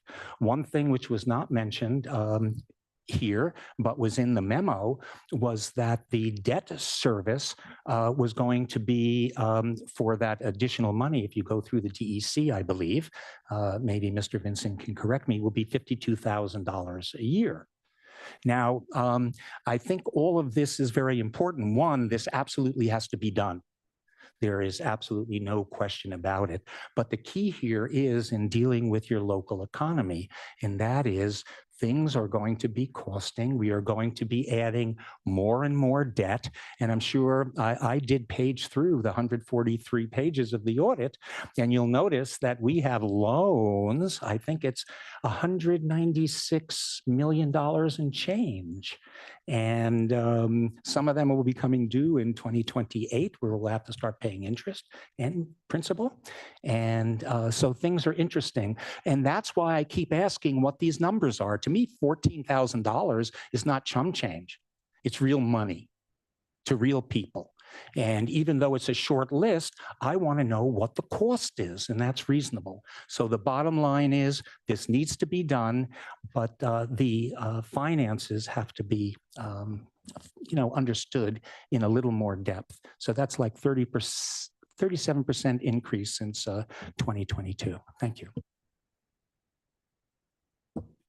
Anyone else on 24-04?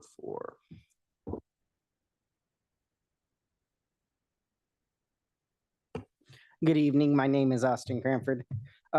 Once again, outside of what Dr. Ween has already stated, where this had to be done, it sounds like this should have been done in 2018 when the first catastrophic failure happened, because I was looking in the memo and it states that just leaving it alone isn't feasible because it would put the city in violation of the Clean Water Act.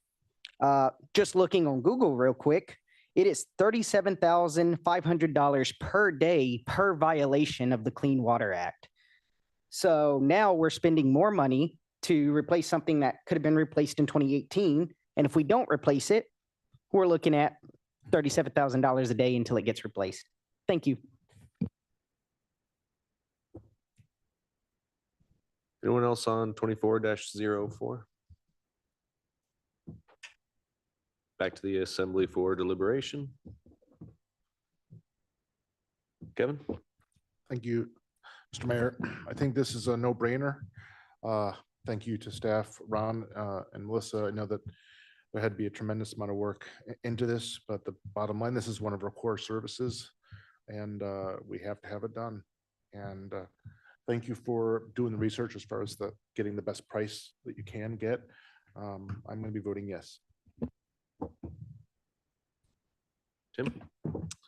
Yeah, I'll be voting yes as well. Obviously, this is a very important service, and it's time for that to happen. I'm a little uneasy to be reliant on any one particular thing, so I'm hopeful we'll look forward and see if we can find a way to duplicate this lift station somewhere else in the system, so we can pull one offline to work on it if we need to. So I'd be interested in seeing how we can put one together for the 10 years down the line so that they're not the same age. So. JJ? Got some questions for you, Ron, if you want to come up.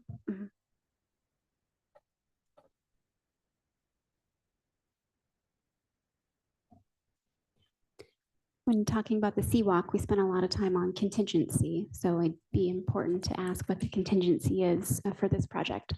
So a couple things to note, and this is related, so I'll start off with this, but the contractor's price based on the contracting methodology that we're using on this is a guaranteed max price. So it's essentially the contractor kind of giving a guarantee that it will not exceed the $2.8 million to finalize the project based on everything that's been done to date.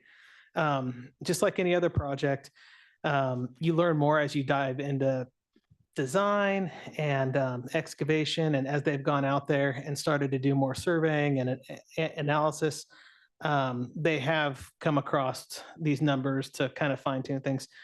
As far as a contingency plan, I think our best bet would be, if we can't move forward, our best bet is going to be really to probably refurbish the motors and do our best, refurbish the pumps and do our best to keep things up and running. I mean, we would have to rely more on those other risk mitigation factors of just modifying maintenance, modifying operations. The risk still stays there. Yeah. So.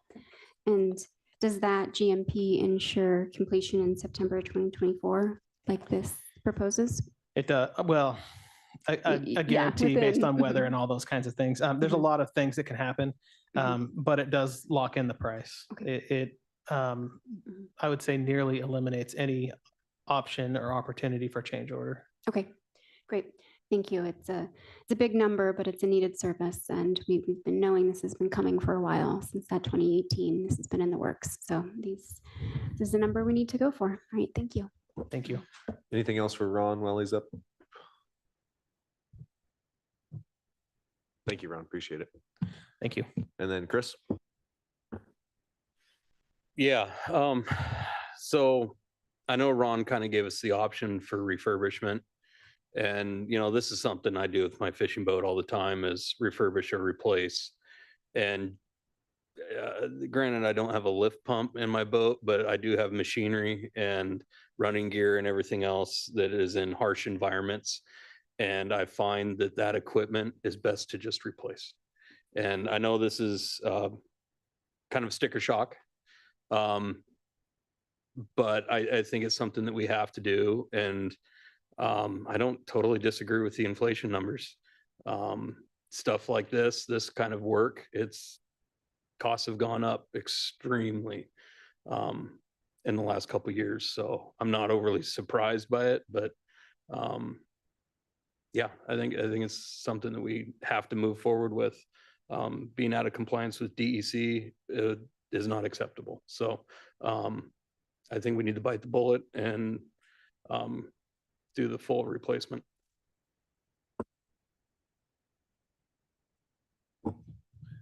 Yeah, for me on this one, Ron, I appreciate your detailed risk analysis on all this, but this will be probably the only time I say it. I don't know that we needed it on this one. I think there is no other options for this, unfortunately, and I can't say I like the additional price tag that this comes along with, but definitely maintaining toilets that flush is at the very core of the services that the municipality provides to its citizens. I do have one question for Melissa.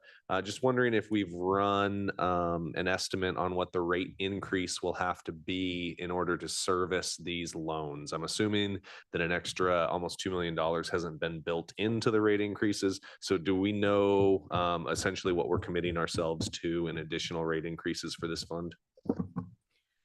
We'll be looking at that when we meet to go over the enterprise funds. This one hasn't been built in. There's always shifts. The wastewater department has been working on updating the capital plan. So I will be updating all of the fiscal models, and that will be incorporated when we discuss any rate increases. There isn't a direct correlation to any one piece. You know, this one is small enough, it's not going to have an outsized impact. Okay, I appreciate that. And I guess I needed that for two parts. One, so that I'm aware, and then two, that the assembly is aware that, you know, come budget time, that we're going to have to build this into our rate increases too. Again, I don't think we can not do it, but that's just kind of the pros and or the give and take on it. Any other questions for Melissa while she's here? Thank you, Melissa. Appreciate it. Anything else from the assembly? Sarah? Right, on the motion to approve ordinance 2024-04 on first reading, Mr. Mosher, Yes. Mr. Pike, Yes. Mr. Yestad, Yes. Mr. Christensen, Yes. Mr. Celine, Yes. Mayor Eisenbais, Yes. and Ms. Carlson. Yes. Motion passes 7-0 on item E, first reading. Well, that does bring us to the top of the hour. So before we go into item F, we'll take a brief recess.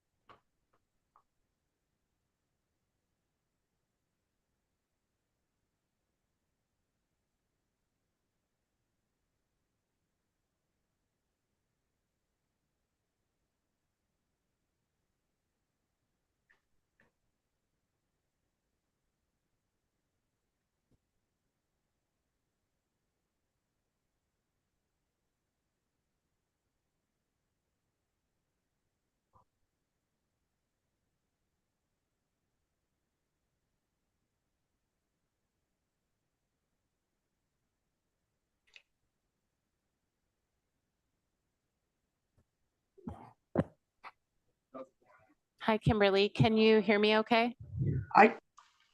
Yes, I can. Oh, perfect. Great.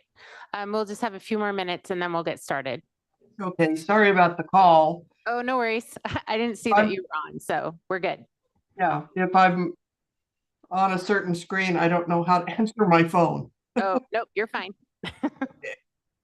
We'll stand by for just a few minutes. Okay.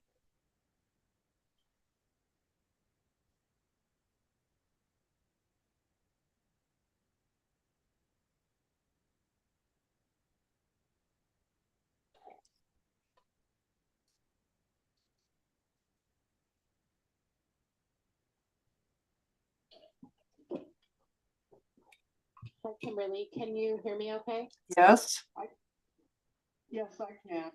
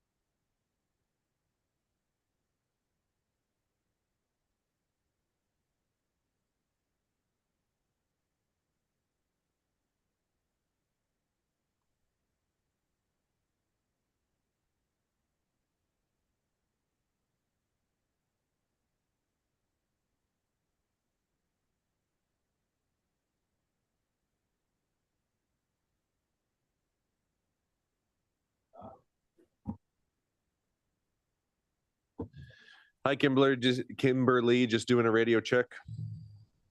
I'm here, but I disappeared. Let me find, there we go. Okay, I'm back. Okay, yeah, we can hear you as well. It actually looks like the assembly is seated, so I think we will jump into the next item. So tonight we have item F on the agenda, which is a discussion direction decision on the recruitment process for a municipal attorney. As the assembly could see within the multiple memos that were included in the short period since we've met, a lot of people have done a lot of work on our behalf in order to get us to this point here. And I would estimate that there'll be a lot more work on our behalf as we go forward here. So a couple of things, and you can see it well in John's memo that they've researched some pay scales.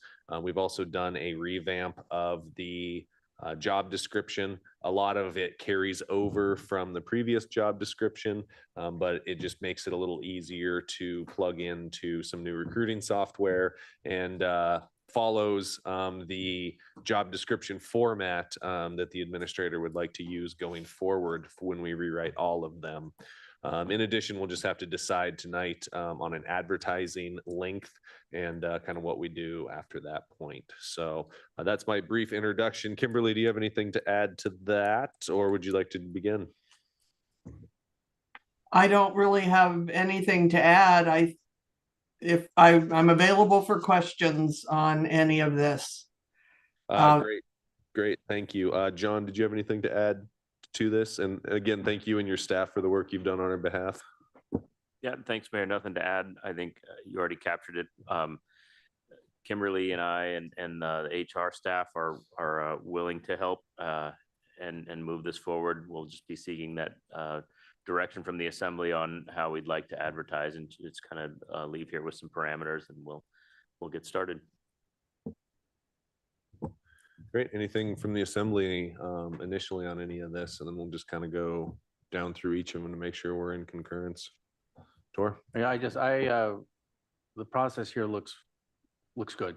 The only, I'm a little curious, I mean, where all are we going to advertise this? And I'm not sure we would ask. HR had listed out a pretty substantial list of places. I don't have all of those off the top of my head, but NeoGov was one of them. Alaska Municipal League has another one. I believe there was an attorneys association that we'd be reaching out to as well. Kimberly, do you remember a few of those in addition to? Yeah, the Alaska State Bar Association. We talked about the local newspapers, because certainly Sitka, or not Sitka, but Juneau would have a number of attorneys in Anchorage as well that might be willing to move to Sitka. We talked about potentially recruiting from the Pacific Northwest as well, doing something down here. You'll see in the job description, it says you do not have to be barred right now if you're hired, but within a certain period of time, you would need to become barred. So we'd be looking at states that have reciprocity with the bar exam. But just to open up the options if you need it from the Alaska pool to start. Yeah, Kevin?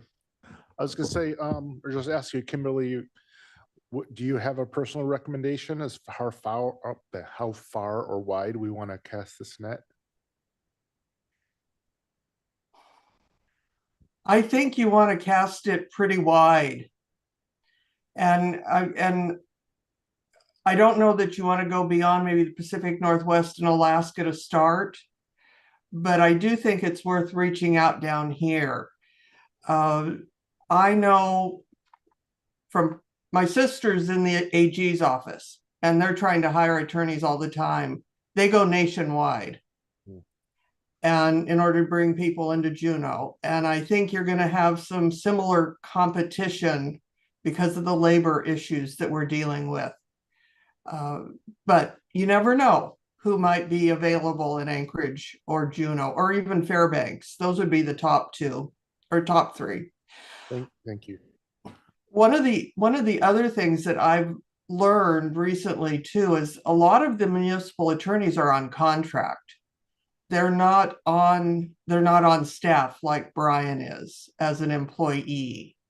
And that's where you may find questions about remote work and some of those kinds of things if you're getting somebody from outside of Sitka. I know right now you want the person in Sitka, and that's the desirable thing, but we may need to have some flexibility on that as well.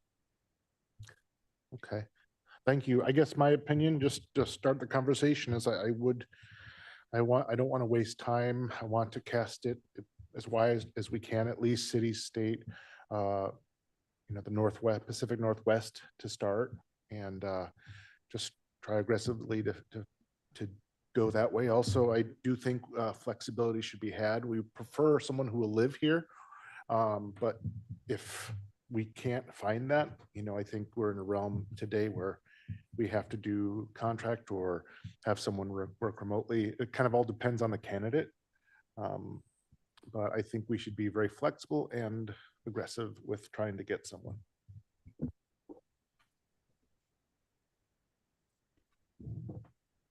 JJ?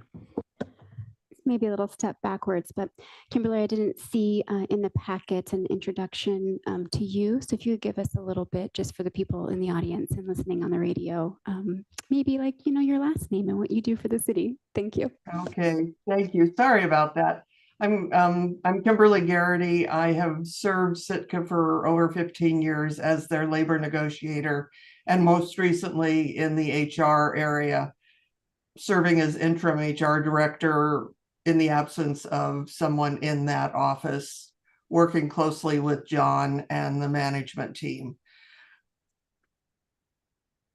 Does that help?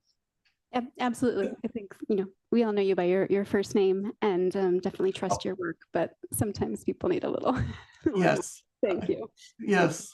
That was great insight on remote work and something I had queued into maybe a need in this somewhere. Do you recommend saying something initially or letting that kind of come out through the process of interviews and forward? Mm-hmm. My understanding is the desire that it would come out through the interview process, that you would start trying to seek a candidate who'd want to move to Sitka and be part of the community. If you found the perfect candidate and they said, I can do this, but under these circumstances, then you could evaluate whether that would work for the assembly or not. Thank you. Yep, that was my big ad. Yeah, my apologies for not properly introducing Kimberly to the body. I'll take that hit. I guess just because I know doesn't mean everybody knows. So appreciate that. Also, I think we would want to do a review of charter to make sure that a contract attorney out of city could be okay. I believe it too, but it is charter that indicates we must have a municipal attorney. So I just want to review that before we get too far down that. I don't think it's an impossibility, but I definitely prefer someone who's sitting in the office for sure. Tor? Yeah, I have a little of a question for Brian, it seems to me that this might be a good opportunity. I mean, I know we're going to spend out our net for you to wake up your underground network. And if there's anybody that you know of ahead of time that you think that pops into your head, like, man, they'd be good to take over this job, speak up, because it in a way, that's how we've gotten, it's kind of how we got you in a way. Everybody knew you already. So I've been here for 40 years. What do you mean? Well, you know what I mean, but way back. No, I don't, But is that word of mouth is, I know we're going to be doing it, but I would hope that you let it be known what it's like to be our attorney. Thank you, Tori. Yeah, I would definitely offer, and I may have some names, but let me make it clear. You guys shouldn't be having your sitting municipal attorney pick your successor. I'm standing by just in case there's a question here and there, but don't involve me. I'm not saying I would be bad at it, but it's not the right thing to do. I think I agree, Brian. I understand that. And that's why I've been fairly careful, even utilizing John and his staff to help along with this process. Although in the past, HR has always helped this process along because none of the assembly members on their own have the capacity or the ability to do as such. So then just kind of going down the line, is there any changes to the job description that the assembly is desirous of at this point? Any changes to the pay scale? And then any changes to the recruiting time frame and where we're headed?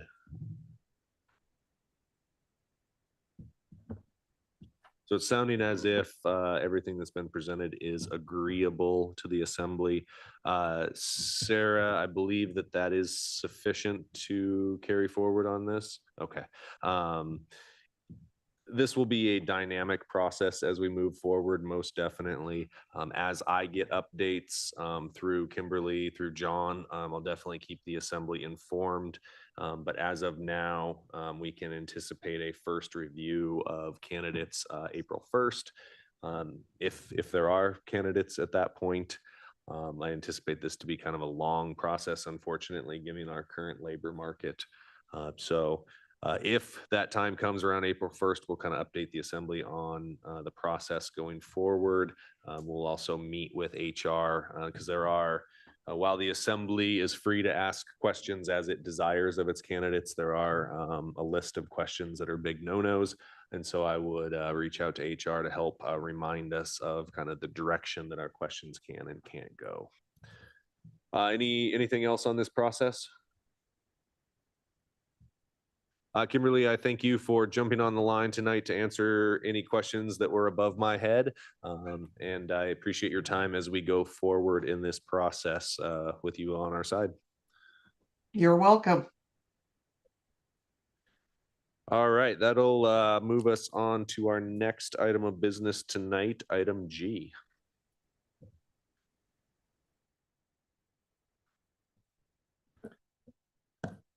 I move to approve resolution 2024. Oh, am I reading the right one? Okay, sorry. I move to approve resolution 2024-04 on first and final reading, authorizing the municipal administrator to apply for the Alaska Energy Shed project. Second.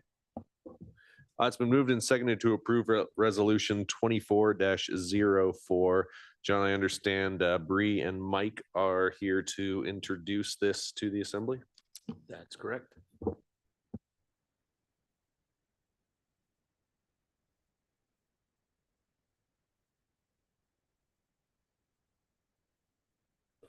Mike Schmetzer, interim utility director for the electric department. And I'm Bree Gable, the sustainability coordinator. So Mike has asked me to help him with this process, with him focusing on so many day-to-day things. As you know, a big part of my job is watching these large federal funding bills that are currently happening. This is part of that large federal funding bill from a few years ago, the Inflation Reduction Act. And part of that was the Alaska Municipal League and Launch Alaska coming together to actually secure quite a substantial amount of money to actually help communities with some level of energy planning or just critical areas that are often overlooked in some of these kind of smaller communities. So this project is nice because it is the city participating rather than actually being the ones managing it. It would essentially allow us to apply to be part of the Southeast region for the Alaska Energy Shed project, which includes 6 communities. So immediately, rather than trying to compete with the rest of the country for some money, we're only competing with the area. The outcome of this project would be a very high resolution inventory of all of our electric infrastructure, which, if you are unfamiliar with how to do, is not an easy task. It involves climbing up a lot of poles and lifting up some panels and doing a lot of writing down. So this project would actually utilize drones to do that. But the outcome of this would be a large inventory of our infrastructure, as well as some other tools that could be used to actually help us plan what our energy future looks like. And it would require a small match from the city, which is a little bit unconventional in the terms that it can be done through staff hours, which I think between coordinating with the people working on the project getting out to certain sites would be pretty easily covered. And the last portion of it would actually be helping outline a number of projects within the city that could be matched with other opportunities for funding, which is always a difficult challenge, given how many there are right now and how tight some of the competition is. Any support that we can get in doing some of our much needed day-to-day work is always appreciated, as well as actually helping us take advantage of some of this funding while it's out there. Thank you. Appreciate it. If we have any questions, we'll be sure to call you back up. Is there any public comment on resolution 24-04?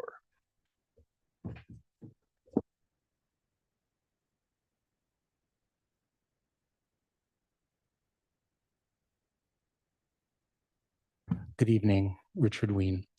When I saw that this was part of Launch Alaska, I was very excited because I thought we would be developing a spaceport and a launch site where perhaps we could get involved in space tourism, which I think would be something very important. But when you look at Launch Alaska and who they are, it is a very interesting thing because they are really part of AML and a organization of, in essence, private equity that seems to me to be looking for private investment. And if you go through in the corporation searches, you see that when you have Growth Alaska and some of their interlocks, you see that they're part of Alaska Growth Capital, Cook Inlet Region Incorporated. And when I see the name John Rubini in here as an investor, he's, I think, one of Alaska's wealthiest individuals. And he was down here fronting money for the Totem Square. He and his partner put up, I think, the 49%.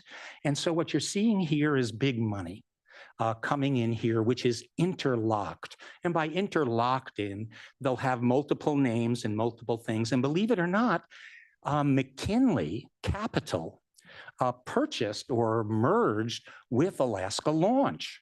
So things just become very complicated. And one of the things that I found interesting is that, excusez-moi, is that it says the CBS Electric Department, this is in the memo, would greatly benefit from having an extensive inventory of its existing power infrastructure. Okay, so these people, and it's going to last until 2026, are going to do an extensive inventory on like 12 communities. So the bottom line is, the first question I said, well, we don't have an inventory.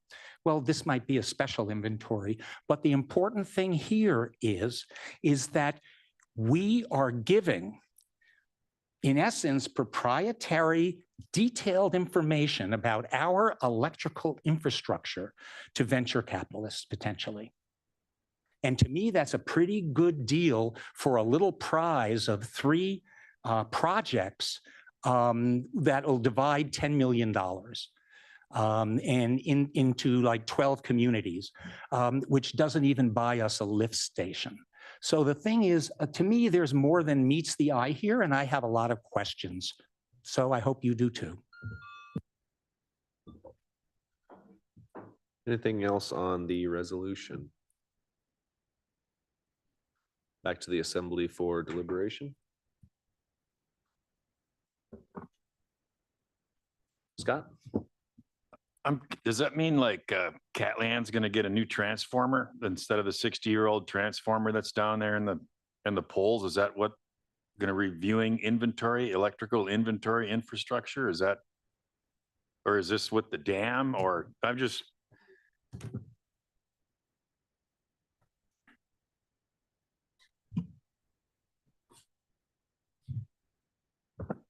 Right now, we really don't have any inventory of our assets at the electric department. It's something I've been working on since I started there, really. My understanding is this grant would just help us develop that inventory, an asset management database of what we own, how old is it, and what's its life cycle, and how we can move forward preparing to replace it.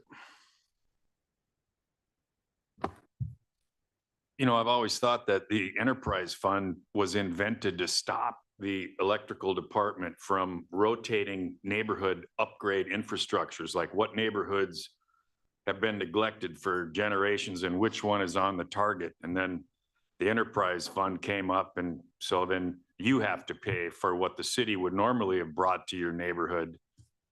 And just kind of, I'm just trying to catch up with where you guys are at. Thank you. Anything else for Bree or Mike while they're up here? Chris? I see a lot of the match is in, whatever, employees, in kind, match here.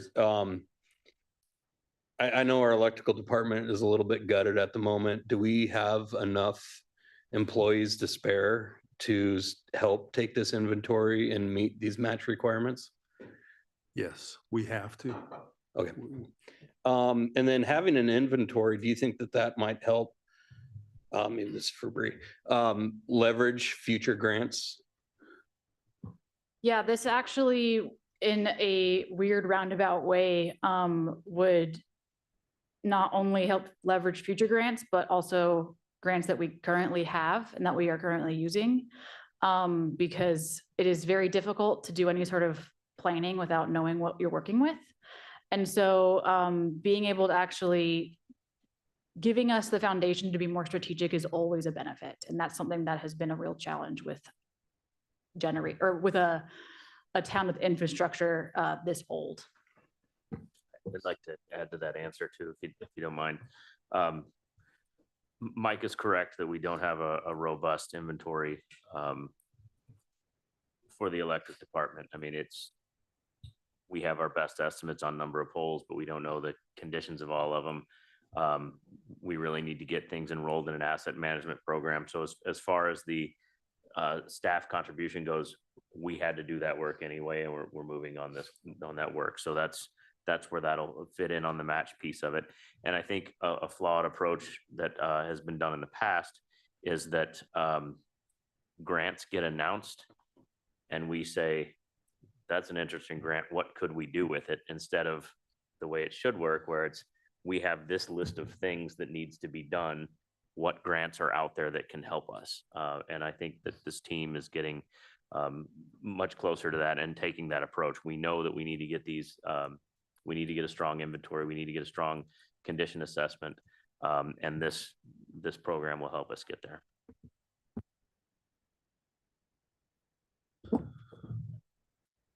I guess just to kind of conclude here, answering my questions here has really helped. I really kind of came into this one not really sure how I felt, but hearing the potentials of how this may help us in the future and the fact that we're actually going to be taking inventory no matter what, I think this is something I can support and move forward with. Kevin? Actually, before, do we have anything else for Mike or Bree while they're up here? JJ? Carrying on the conversation about leveraging grants and being strategic about this grant submission, if it is in-kind time with staff contribution, who's gonna get their drone license to be able to do the survey work? I can volunteer for that, if nothing else. Well, the nice thing about this is because we are participants, the Alaska Municipal League, and we'd actually be working with Southeast Conference specifically for this one. They've already talked to the drone pilots and they've selected who would be working with it. So they've handled all the actual selection of the technologies and the actual people doing it. The staff side would be more for actually, saying, hey, we have power lines here, or making sure they have access to certain gates and such. Unfortunately, it does not mean any of us gets our drone licenses unless we really want to consider that. Thank you. If I see a supplemental appropriation for a drone, I know where that's coming from now. Both of you, before we excuse you, Bree, I just want to say thank you to you for doing this work. Mike for identifying. We're going to be doing this work anyway. And when we developed the position of sustainability coordinator, this was exactly the type of project that I had in mind, that I hoped your position would be able to pull us into.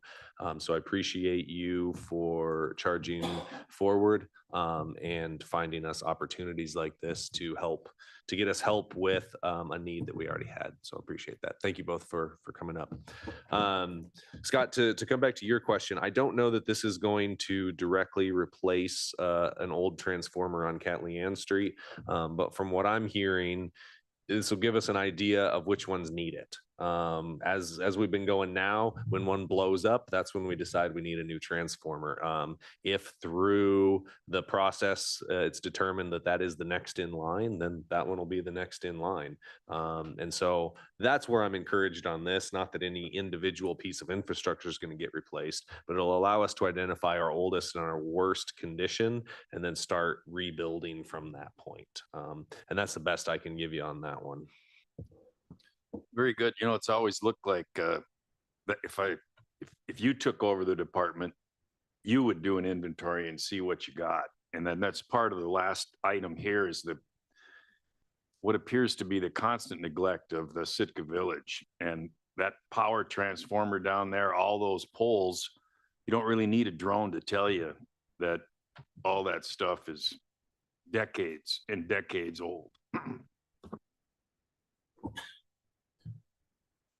Anything else? Kevin, yes, sorry. Oh, it's okay. It's fine. I was basically, you stole my thunder there. I was going to say that. Thank you to Bree and Mike. I appreciate you guys doing that. And exactly. When we created this position for sustainability coordinator, this is also the kind of thing I was hoping for. And I think I had a conversation with Bree almost a year ago. And the philosophy is just that, what John said. We're not just looking around for grants and saying what we could do with that. We find out what we need to do and search for those grants. So I thank you, Bree. Thank you, Mike, for doing that. And hopefully we'll get it and get this stuff done. Thank you.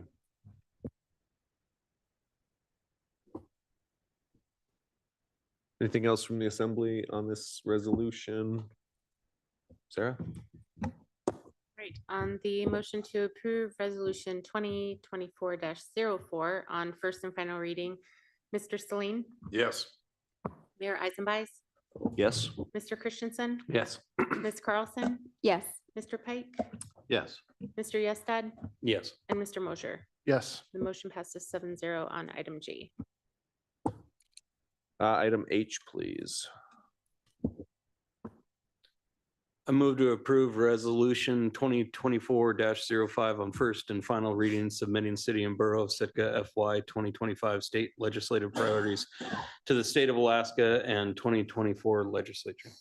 Second. That's been moved and seconded. John, I understand Melissa Henshaw has an introduction for this one. Yes, Mayor. Thank you. Good evening, Mayor and Assembly members. Melissa Henshaw, Public and Government Relations Director. So we are excited to present to you the legislative priorities and unfunded mandates for the 2024 legislature.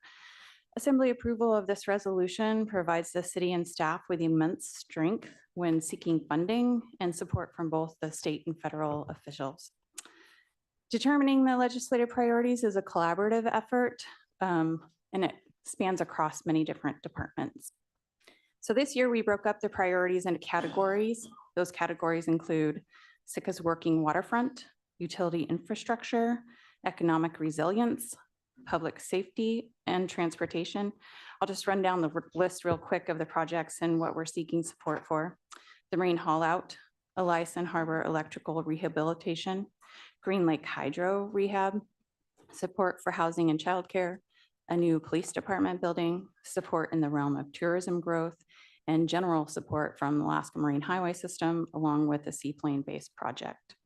Also included is an unfunded mandate list that provides us to band together with other Alaska communities to have a strong, unified voice and to tell our story of how they place a burden on our citizens. Discussions in Juneau are already taking place, and the highlight so far again is education. So we will be involved with that. But we've also included requests for funding for the community assistance program and funding for infrastructure requirements placed on our citizens. For example, a new required wastewater system at the tune of $10 million, as well as asking for the state to inflation-proof the municipal harbor facility grant program. So just a little note too, we have corrected the paragraph to reflect FY 2025 and not harbor matching. So next steps include sending these to our representative, the senators and governor and our partners. Next month, we'll take them to meet with legislators in Juneau.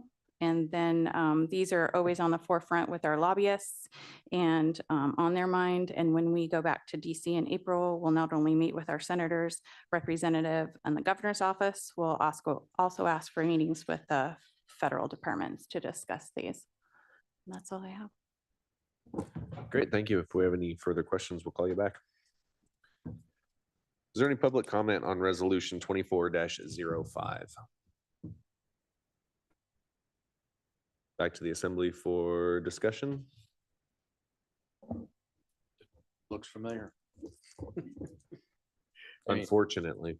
Well, yeah, I mean, I think it goes without saying, needs to be said, excuse me, that we have to keep, I mean, I don't think I've ever seen something actually move on the first time we ask for it. It has to keep coming back and keep coming back and keep coming back. And I know that, you know, there's nothing on this list that we don't need to do. And hopefully, you know, what I'm hoping is that one of our legislators will try, you know, see one and see a chance to actually make some movement. And it may be, you know, the actual need is not necessarily what's going to be what we get, because, you know, like say, if somebody has a chance to grab one, they're going to do it. So now they know we've done it, and we have to do it. Kevin? John, quick question. Melissa hinted towards communities banding together to talk about the unfunded mandates. You're saying that other communities are doing this as well? Yeah, I mean, not necessarily that we're coming up with the exact same list, but things like the base student allocation, communities are coming together. Pointing out. And we're speaking in with that same voice, and same thing with the harbor matching grant program. You remember the assembly passed a resolution recently to join some other communities. So there are some things on that list that are similar from other Alaskan communities. So it's very helpful to go in there with that one voice by having it on our priorities list. Good, thank you. I hate to be like kind of negative with these folks, but I think it's important for all our communities to join together and point out the things that we are expected to do, but not given the funding for. It's completely unacceptable. And so I'm glad we're doing this. Thank you. JJ? Got a question on just the wording, probably amongst the group.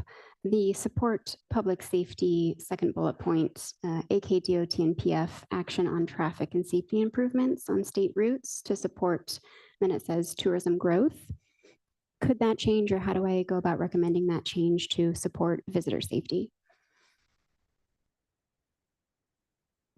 We can absolutely make that change if we want to focus more on the management of the tourist load right now and pedestrian safety. That's we can add that in there. Yeah. Does the rest of the assembly think that's a worthwhile edit? I think to me, it just furthers, I think it clarifies the need as opposed to doing anything else. So.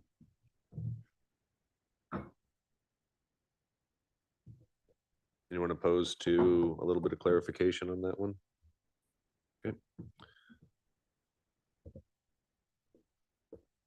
Anything else from the assembly?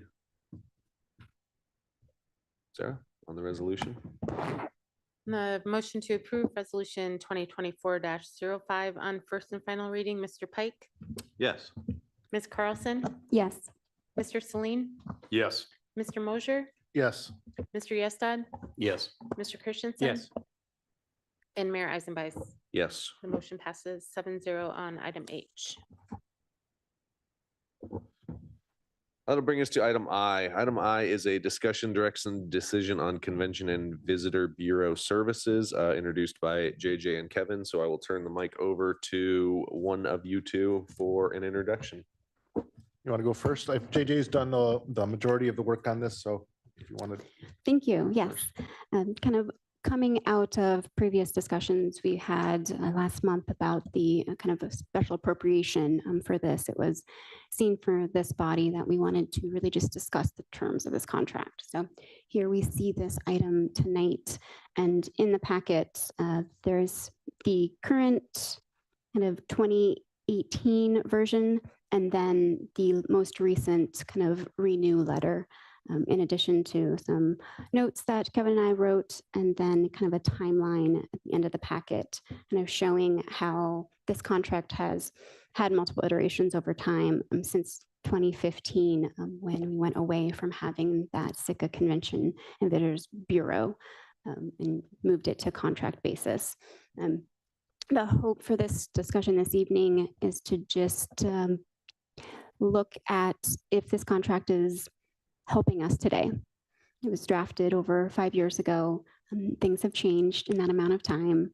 And if we do think we want to move towards a different phrasing in the contract, how do we do that, starting January 2025 when the next time frame starts? So a long-term and then a short-term kind of decision-making. So there's kind of a flow chart here of things we should discuss if we do think that the contract needs some refreshing. And I'll go after. Thank you, JJ. Appreciate it. Just kind of a bigger picture, because I've been on a little bit longer on the assembly. It seems to be something we talk about almost every year. We talk about the timing of how this works, but now is the time to talk about this. Now is the time to decide if we want to change the scope. For this agenda item, I don't think we're just expecting this to be all these decisions to be made, but perhaps it could evolve into a work session of sorts.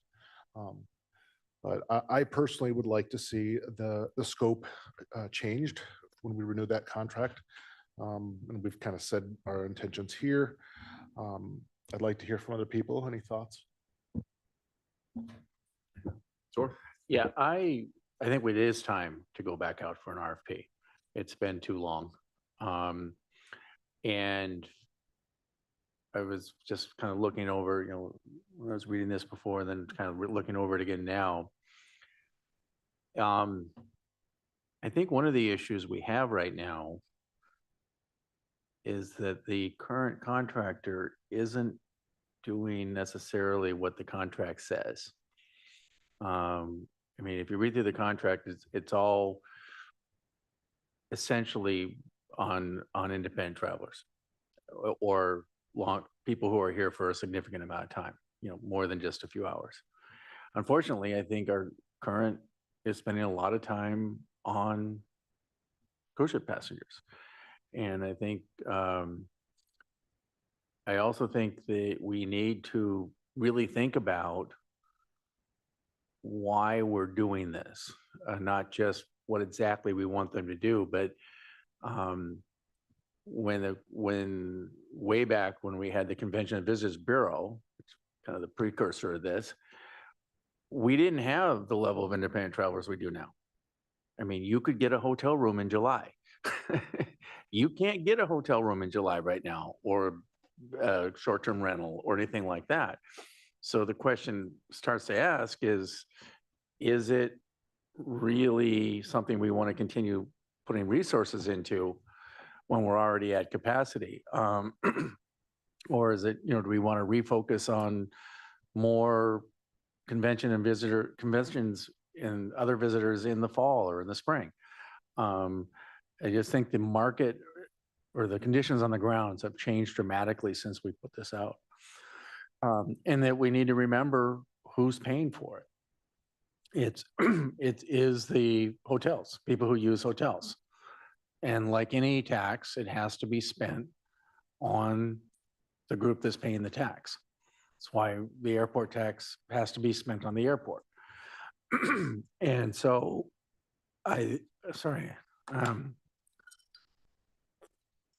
So I think we should go back out and we should maybe have to have a work session where we figure out exactly what we want in that RFP.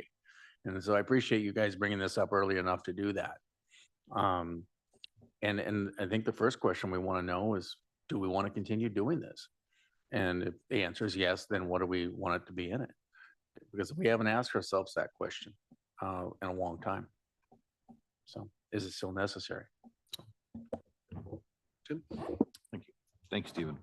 Well, I kind of wish it was that easy. I wish it was as easy as to say, we want to go this way and that's all there is to do with it, because whether we like it or not, there are cruise ship tourists here and they are expecting a certain level of information and providing facilitation of how to access Sitka and so forth. So, I mean, that's part of that conversation, but I think, you know, I wouldn't say that they've gone off on their own, but it's more been one of those situations where we've placed upon someone the burden of helping the cruise ship people figure out where to go and how to access Sitka. So, you know, I think as part of a bigger conversation, sure. I mean, I think we as the assembly, even last time, as I think I alluded to before, said we really want to focus on the independent traveler and we really want this money to go toward that because, again, it's coming from a bed tax. But when on the day when, you know, 500 people show up at the door and say, oh, by the way, what do I do? It's like, sorry, can't help you. Independent travelers, I mean, we're not going to go there. So, you know, I think that's a part of a bigger conversation. I greatly appreciate this. And I support this conversation. I think it is part of a bigger conversation of figuring out how we're going to deal with both of those situations and then who's responsible for it. And I agree with Tor. I mean, are we the city the best position to do that? Or is this something that we're saying, okay, this is someone else's problem. It's, you know, brought by someone else. So maybe you're going to find the solution to how we're going to move these people around and deal with this. So I think I think we've got ourselves on a cleft stick and this is a conversation that's overdue. But I think we need to keep in mind that it's not as simple as we just want them to do this and therefore that's what they need to do and not do the other, because I think the other is forced upon them at this point. Kevin? Sorry, just to kind of round out, I wanted to hear what people were saying. Like from my position and my opinions, like we brought this here, but now we're going to talk about what we want to do. I think it's almost like they've been so good at getting people to come. Now we have so many people, and that's, you know, becoming, as Stephen said, a polarizing issue. So they've been very good at that. Now, in my opinion, my thought was, do we want to be spending all these resources and just trying to get more people to come? I think we have enough. My opinion is we have enough. And how do we manage that?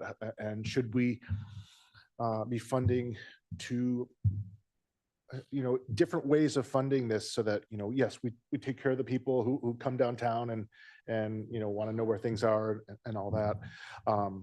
But how do we basically from an aggressive, because we have been very aggressive in trying to get people to come to Sitka, of cruise ship passengers, you know, longer term visitors, etc. But now do we want to look at more of a management perspective per se? I don't know exactly what that looks like, but that's kind of my hope. Yeah, thank you.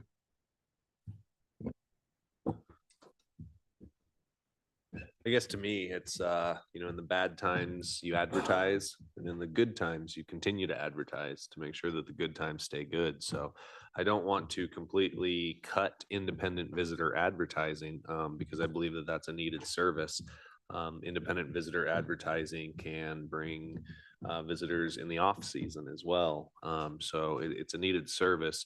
However, I do agree of some realignment of the current scope and the scope that is not only desired by this assembly, but by the public as well, could be timely.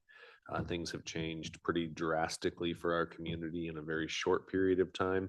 I want to make sure that everyone is firing on all cylinders to get us forward to the ultimate goal whatever that ultimate goal is decided to be.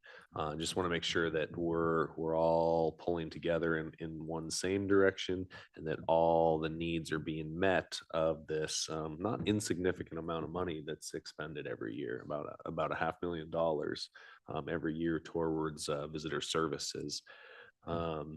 I think that there's some options for increasing. I think there's probably some options. There's some things that maybe our service contractor doesn't need to do. But one caution that I would have when we go forward in this process is we can ask and want and have desires, but ultimately, if no contractor steps up to those desires, we have nothing. We don't have anything. So I want to make sure that it's realistic within the scope that a contractor could provide. But yeah, I think it is time to do a little bit of a dig into this. I think that's why we had 1-year renewals anyway, so that if goals and alignments do change, that we can adjust that process. So at a bare minimum, what I'm hearing right now is that I should probably put a work session on the agenda. So I'll be working with Sarah in order to schedule that amongst the very easy February, March, April timeframe that we have. Not very many meetings in those months, fortunately. So we should find a whole bunch of Thursdays that are available.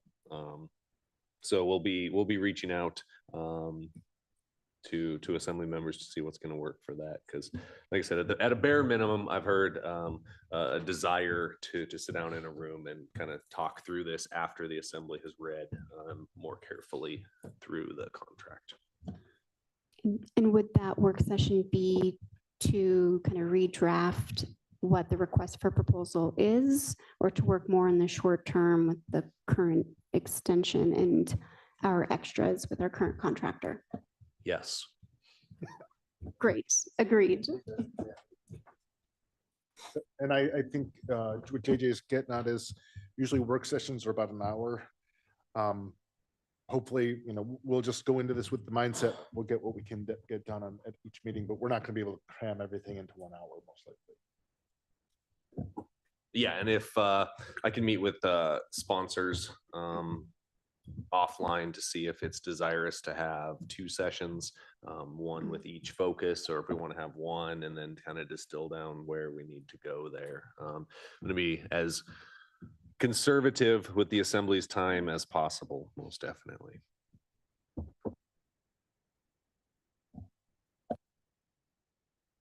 Anything else on this item from the assembly? I just say thank you for considering this. Thank you to JJ for working on this, and the staff helped too, as well, to get some of the historical information. Like I said, we weren't expecting to really get into the nitty-gritty right now, but we have this information prepared, and kind of gets the conversation going, gets people time to think about this, and we can revisit this. I think this is appropriate. I do want to thank the current contractor. The representative is present. Thank you for your hard work and doing well to represent Sitka. Personally, for me, I just want to tweak things a little bit and make sure we're all heading in the right direction. Thank you. One note on the scheduling of that work session, the Tourism Task Force report is scheduled to come out in April. We could try to have that report from them in advance of this work session, so we could potentially incorporate their findings into our short and long-term plan on this. Yes, thank you. I think that information would be absolutely vital to where and how we go forward. Anything further from the assembly? Seeing none, that'll bring us to our next item, item J. This is a discussion direction decision on the Catlean Street sidewalk closure. Sponsors Scott and Tor. I will turn this over to you. Thank you for that, Your Honor. To me, this is really about, like, the risk management is out of balance with forcing pedestrians to walk in the street instead of walking on the sidewalk. The engineer's report that I had the clerk send to everybody. In it, it says the house sliding towards the road, and the people that wrote those reports are willing to say the house is slid towards the road, and then emphasizing the balloon frame construction of collapsing straight down. And then also the gravel that the city poured uphill. All of that's in that report as to what's really causing the Leaning Tower of Pisa aspect of those two restricted deeds. And I'm thinking it would better suit the city's risk to move the concrete bulkheads between the sidewalk and the wooden structures and let people walk on the sidewalk, or in preventing people from going on the other side, walking on the ice and then slipping into the fuel truck like almost happened the other day.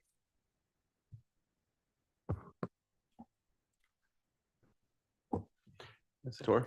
Yeah, when I was happy to co-sponsor this item, I first of all would like in a minute to hear what we're doing to get this.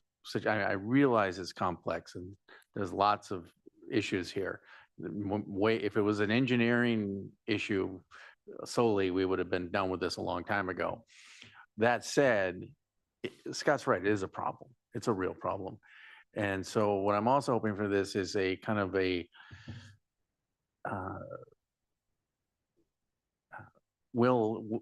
letting the assembly let us will be known that we really want this taken care of. It's not, I mean, I think it's kind of gotten on the back burner since we managed to open the road completely. And I think we need to say, no, this is a big problem we need to fix. And I agree it is a big problem. And, you know, I know that John has nothing else to do, but it is something that we need to try and figure out a fix for. If I don't know if moving the barriers back is appropriate. I'm not an engineer, but something's got to be done. And if there's any help we can offer, I mean, to the tribe or to the property owners or anything, because it's at this point, it's way beyond, you know, it's gone on a ridiculous amount of time. And so, and I know there's a lot of factors into that, and many of them aren't in our control. But the fact is we still have our sidewalks that aren't clear. So I appreciate Scott bringing it up. And John, if you want to tell us why, I mean, or give us a quick rundown on why it's so hard. I mean, I've heard some of it, but. I can try to give a very quick rundown. And before I do that, I just want to recognize that Ally is here from STA as well, and she's very knowledgeable on the topic. So if anybody would like to ask her to come up and assist, I think she'd be more than willing to do that. This is we've talked about this at the government to government dinners before. The home in question, as with the one that had collapsed, there's different agencies involved. There's us as the city concerned about health, safety, and welfare.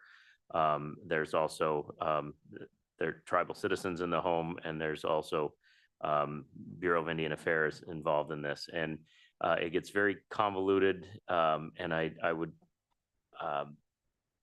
say that the city and STA has extended just about every single opportunity we can to address the issue. It's going to take some more coordination, I think, with the Bureau on this issue. But as far as the closure and the street closure, one of my jobs is to ensure public safety. And as you remember, when this first happened, my desire was to close the road. I think that house is at risk. I have, you know, engineering reports, that information that I have, that's what we go off of. We've also issued an order to vacate that home. It has no power, water, sewer attached to it.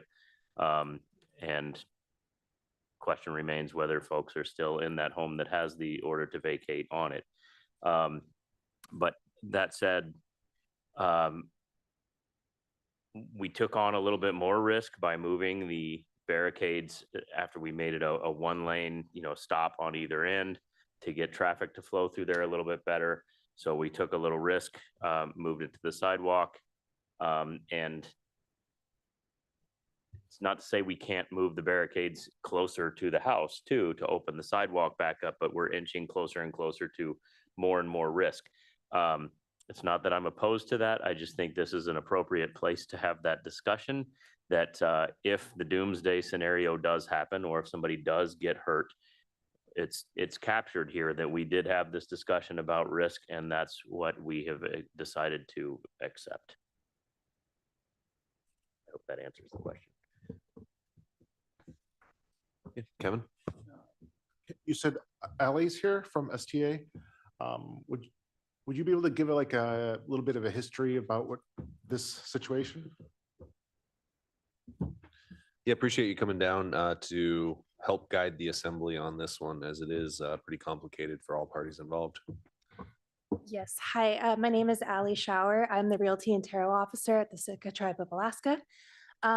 So one of the difficulties with those properties is they are held in restricted status. They are land in trust. And what that means is the deed is owned by a private owner, and they're occupied and possessed by private owners, but they are held in trust by the federal government, meaning there is this relationship where the federal government has to approve of any action that happens with those properties.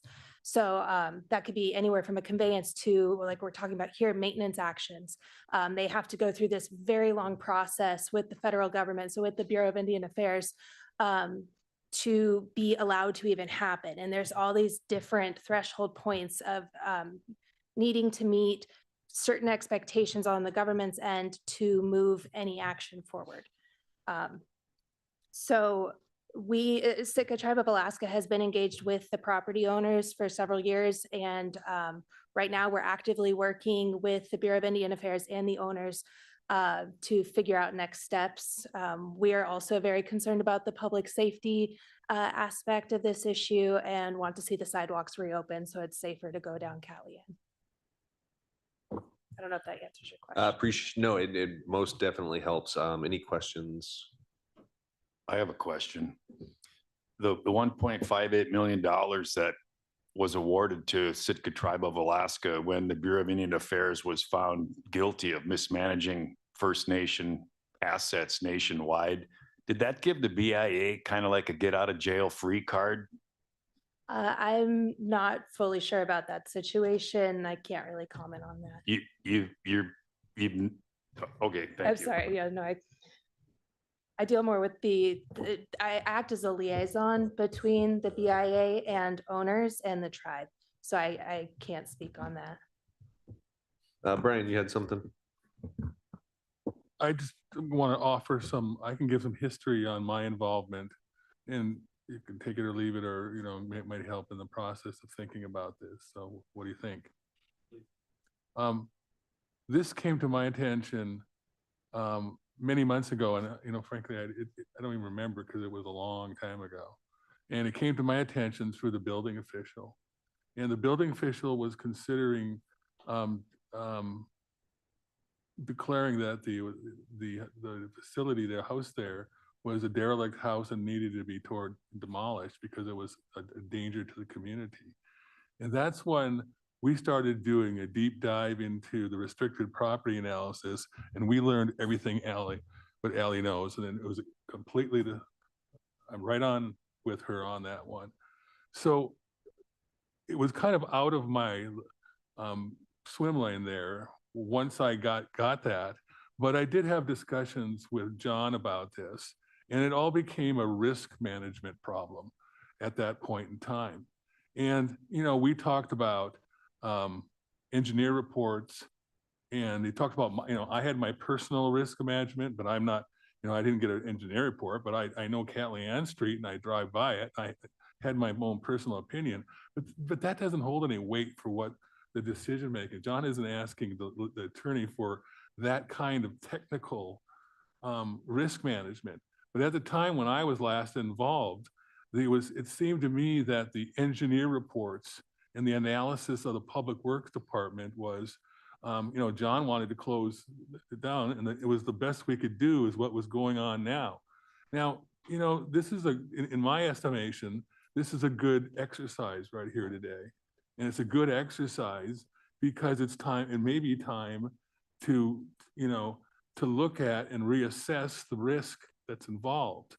But I'll tell you, I periodically have discussions with John about this.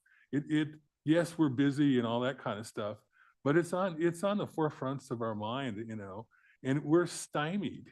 We're stymied because it's restricted property, and we just to move forward as your legal representative for risk and stuff like that.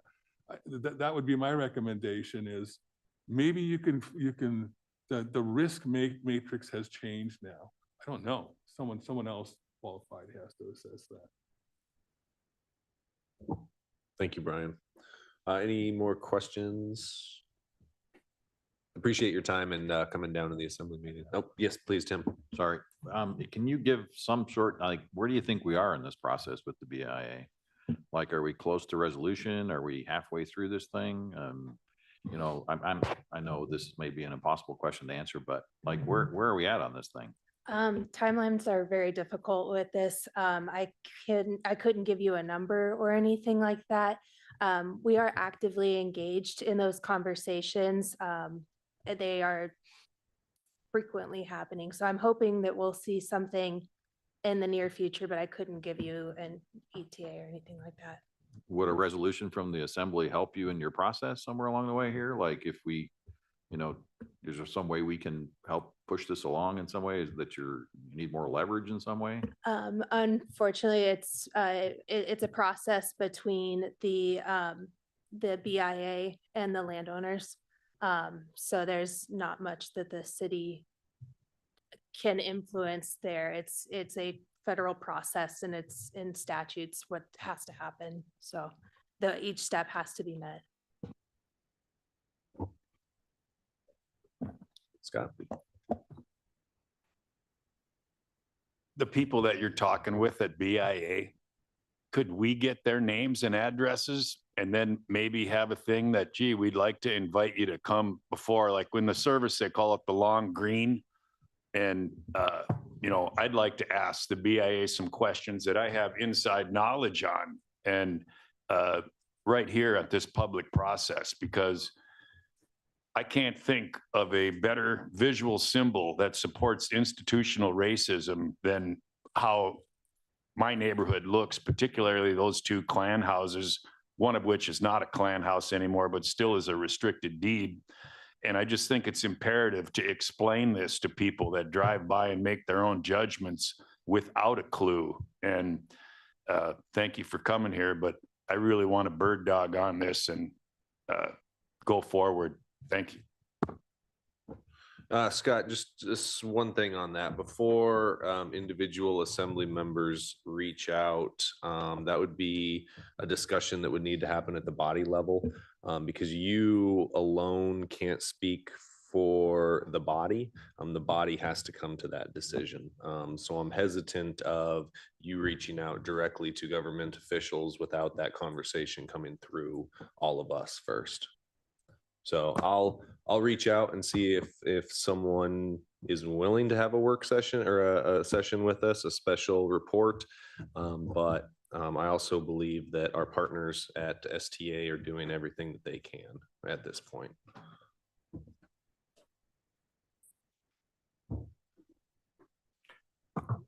Tor, Kevin, JJ? I have two quick things here, Ron. One, I'm wondering if there's anything we could engineer maybe a little more robust than just the concrete. I mean, to not tear down the house, but to put it on the other side of the sidewalk. Or maybe we could ask some of our resident engineers if they can blue sky something. I mean, it's just a thought. And then finally, and this is like a request, if we could get updates kind of saying where we are so that we all know and our constituents know that this is part of the issue here is that hasn't been right on front. I know you're working on it, but not everybody else does. So it'd be nice to kind of get periodic updates saying nothing's changed, or maybe it has, but, so just because then we can, when somebody calls me and asks about it, I can say, well, here's where we are. And that's just a request. JJ? Since we just went through our legislative priorities, I was noticing on page 2, there's a little bit of space under health and safety. We could add this, although we just approved, for some sort of, because our legislative priorities do go to, the federal level through our fly-ins. If that's anything that this group is willing to entertain, I think now would be a good time. And in addition to that, on your question, Thor, about engineering, the Jersey barrier that's there now, you can add a fence on top of it and put a mesh screen in it. You often see that around construction zones with a close proximity to work. My concern is the glass on the second story. Buildings tend to typically have a somewhat understood way that they fall. Glass acts differently. And if there's, since you're still here in that restricted deed, is there some way to selectively remove one building element to reduce risk of safety? I'm not currently aware of that. I would need to look into that. I do know when it comes to mitigation, that those are private properties, even though they are held in government trust. So any mitigation would need to be approved. If it goes onto that property land, onto the land itself, it would need to be approved by the co-owners. The issue there would become trespass onto their property, as again, it is a private property. To your question though, I'm not aware at this moment. Thank you, because that could do one thing to reduce risk in a feasible degree that I think pushing back the Jersey barrier would potentially help. And at this point, that second story glass, I mean, I've lived in a city where building parts have fallen off due to freeze thaw and brick buildings and have hurt people and killed them. And it's just not something I wish to have anyone succumb to. So I agree that we're daily putting people in risk by having them walk in the street as pedestrians. Also, a building, this is a hard conversation, and where is that risk level? And with that glass up there, I can't support pushing the Jersey barriers back. And I thank you for the reiteration that these properties are private properties. Not only are they private properties, but they're a very exclusive private property in which this assembly is very unfamiliar with, as they very rarely exist around the country. And the reason I say that is because I'm becoming increasingly uncomfortable with this conversation. We're talking about how do we go in and move this house? How do we go in and take out windows? And that's not within our purview. Absolutely not within our purview. And I don't even want to come close to suggesting or thinking we're going to do that. Brian, before I put my foot in my mouth any further, do you have something for us? I was going to say, I am too. We're uncomfortable where this just went. Yeah, thank you. Because it does. It feels extremely out of place for me for us to think that we can legislate something along those lines. So I want to throw that out because not only was I feeling uncomfortable, but then our risk manager has said along the same lines. So Scott? The reason I put that survey in there is the sidewalk is already on those restricted deed properties. And if you look at the monument, it goes out in the street. And then that's part of my whole issue with continuing continual encroachment by the municipality, starting from 1897 with the letter from Orthodox You know, chiefs. Scott, as your attorney, I would suggest that you contact me at my office to talk about some of the issues that you're talking about right now, rather not bring this up in public. Thank you.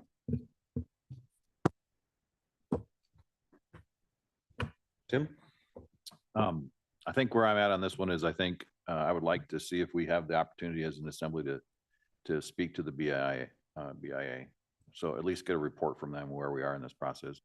My experience with limited, thankfully, experience with federal government is they tend to respond when other governments ask questions. So, you know, I'd be interested in asking questions where they're at in this process, if that's a possibility. And I think where risk is concerned, I think what we're risking at this point in time is what I'm comfortable with. Kevin?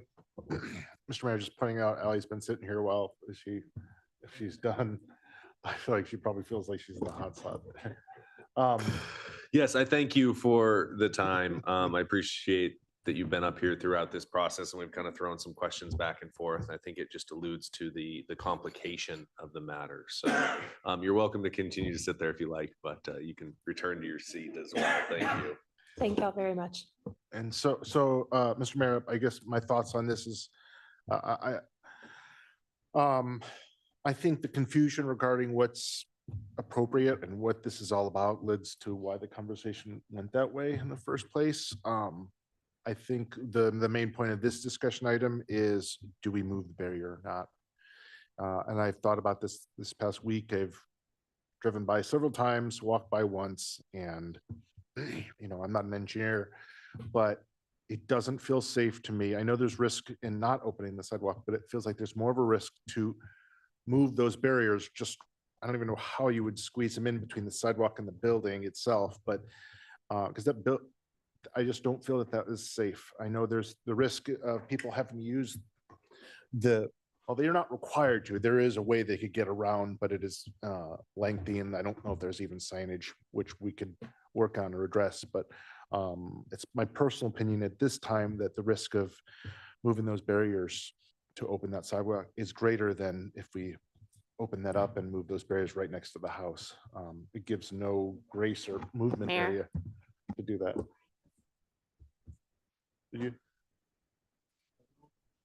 I don't understand what the line is. I mean, the whole point of this discussion is the sidewalk closure. So what does that have to do with? No, I appreciate that, but this is a complicated issue. Scott's trying to get to it. I do agree the conversation has got a little bit more, but we're talking about a sidewalk closure, then don't put it on the agenda if we can't talk about it.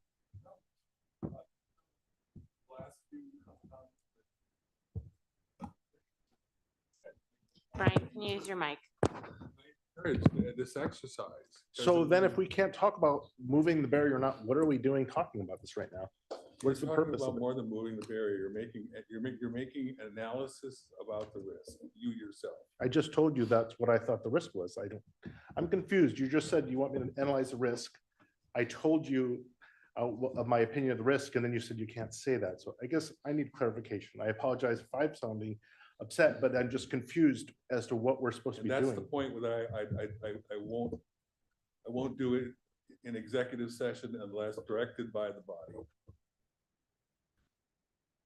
Okay, I'm done. I don't know what else to say. So at this point, I think we've definitely come to some areas where we as a body don't have any business.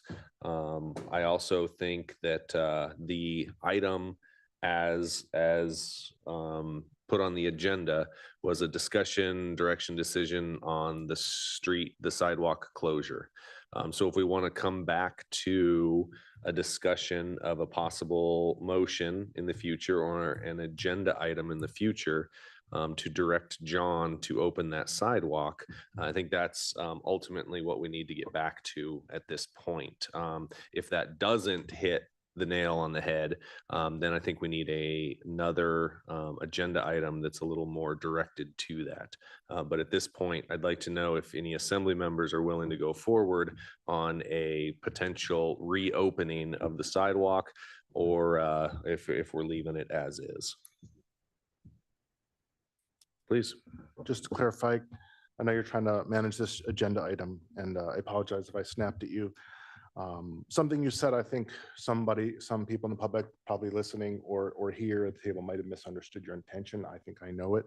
When you said it's not our purview, we have a right as an elected body to discuss the safety of that road. And I think that's what you meant. Please correct me if I'm wrong. Correct, the safety of the road. However, discussions on engineering and moving the house and or removing windows that we deem at risk, I think is far out of line for this body. Scott? On a positive note, there are other groups trying to help. There's another Klan property that was just awarded, that just got an award to try to, that was for all Klan houses. And I've talked with the person that represents that group, and he's willing to work whatever assets he can into making a solution with people that are pertinent to resolving the issue that's on the agenda.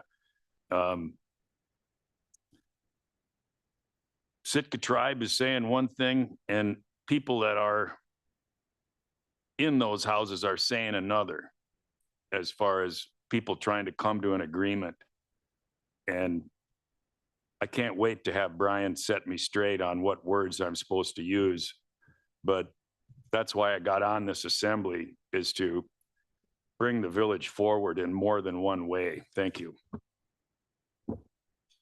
Also, I left out from my earlier my earlier statement.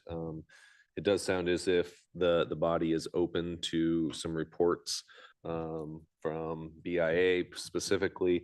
If we can get that, we'll reach out and see if they're willing to make a report on this. I'm also going to consult with tribal chairman on this to see how he feels. I'll also consult with Brian Hansen before we go forward in those steps. So at this time, is there anything else, any other actions that the assembly would like to take on this agenda item? Kevin? No action.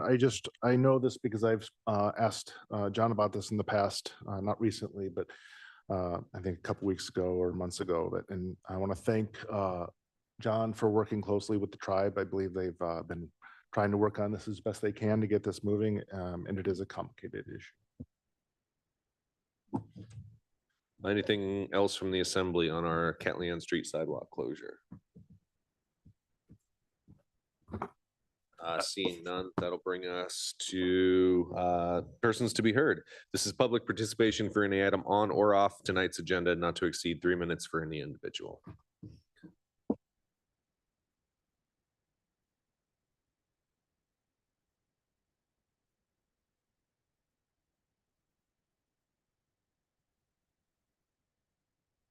There's a button at the very bottom of the mic. Just turn it on. There you go. Red light? Yep. Gotcha. Thank you. I'm Peter Hagan, 50-year resident. I'm self-employed contractor. I am pro-tourism. I am pro-restriction. I have a right to breathe good, clean Sitka air, not exhaust. I have a right to walk about this town. I am pissed. I am fed up. Our 15-year-old tour plan turned into a long, loud smoking parade of coaches, gridlocked. Somebody missed it on their model for their business plan. There's more here than being inconvenienced. On July 2023, I was intoxicated by diesel exhaust from tour coaches when I was working downtown. That included nausea, headache, dizziness. I could taste it. It was about a 3-day taste. There's a huge health and risk problem here, evidenced by the grimace and the gasping of pedestrians and tourists. It's poison, no matter what the length of the bus or if it has acute otter on it. A lot of real Sitkans reside along Halibut Point Road and downtown. Do not poison them. Do not make us deaf. Do not drive us crazy, regardless of their stage of life. Real Sitkans and a lot of small businesses are handcuffed to do daily routines, the daycare, the store, airport, Spenard, the bank. or the right to peaceably enjoy their home. The true cost of living goes up for the common Sitkan with each docking of a cruise liner. I will gladly refund my $300 utility credit for less noise, less smoke, and less commotion. I extend my offer to the Assembly to sit a full day at the roundabout. I will set up chairs and provide refreshments.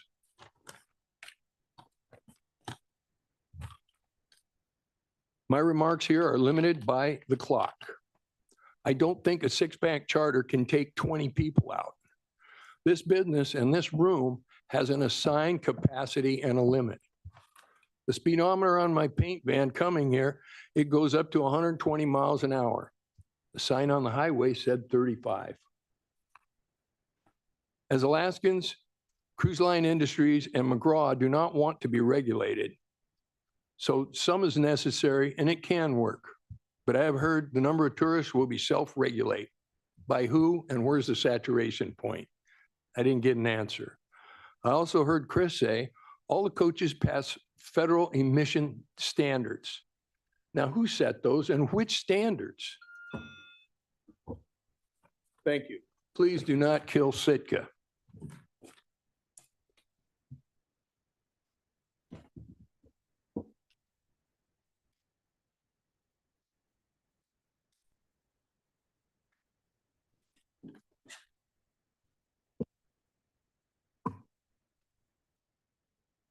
Good evening. My name is Robert Mulder. I'm a homeowner and resident here in Sitka. I am in front of you today regarding written correspondence which I directed to the Assembly. As of this moment, I have had no official acknowledgement of any receipt of my correspondence dated December 28th, 2023. Imagine my shock that my communications are not published or even acknowledged by this body. The only reference to my communications after reviewing the publicly accessible material recorded in the Assembly comes from young Mr. Cranford, whom I have no association with. It would seem you have some procedural issues that you need to clean up. I am here in person as a concerned citizen with 30 years of law enforcement experience. I am sorry that I could not be present at the previous Assembly meeting, which is why I wrote to you and submitted written comments. Despite no formal acknowledgement, I know all of you are in receipt of my communications. My letter speaks for itself. I am available for executive session should any of you care for more detail or clarity about the true inner workings of the Sitka Police Department. Why did I write you? The half-truths conveyed to this Assembly by the Chief of Police at your meeting in late December caused me to question what is really going on in our police department and how inattentive the city administrator seems to be on all issues relating to the department. I avail myself to you in executive session to preclude our community from more litigious actions. If you fail to hear me privately, I'll have no recourse but to come here in future public meetings and dole out dribs and drabs of information and 3-minute comments. It takes but only one of you to make a motion and another to second, inviting me to an executive session. You can just as quickly conclude the executive session if you find what I have to share with you of no value. Thank you for your most valuable time.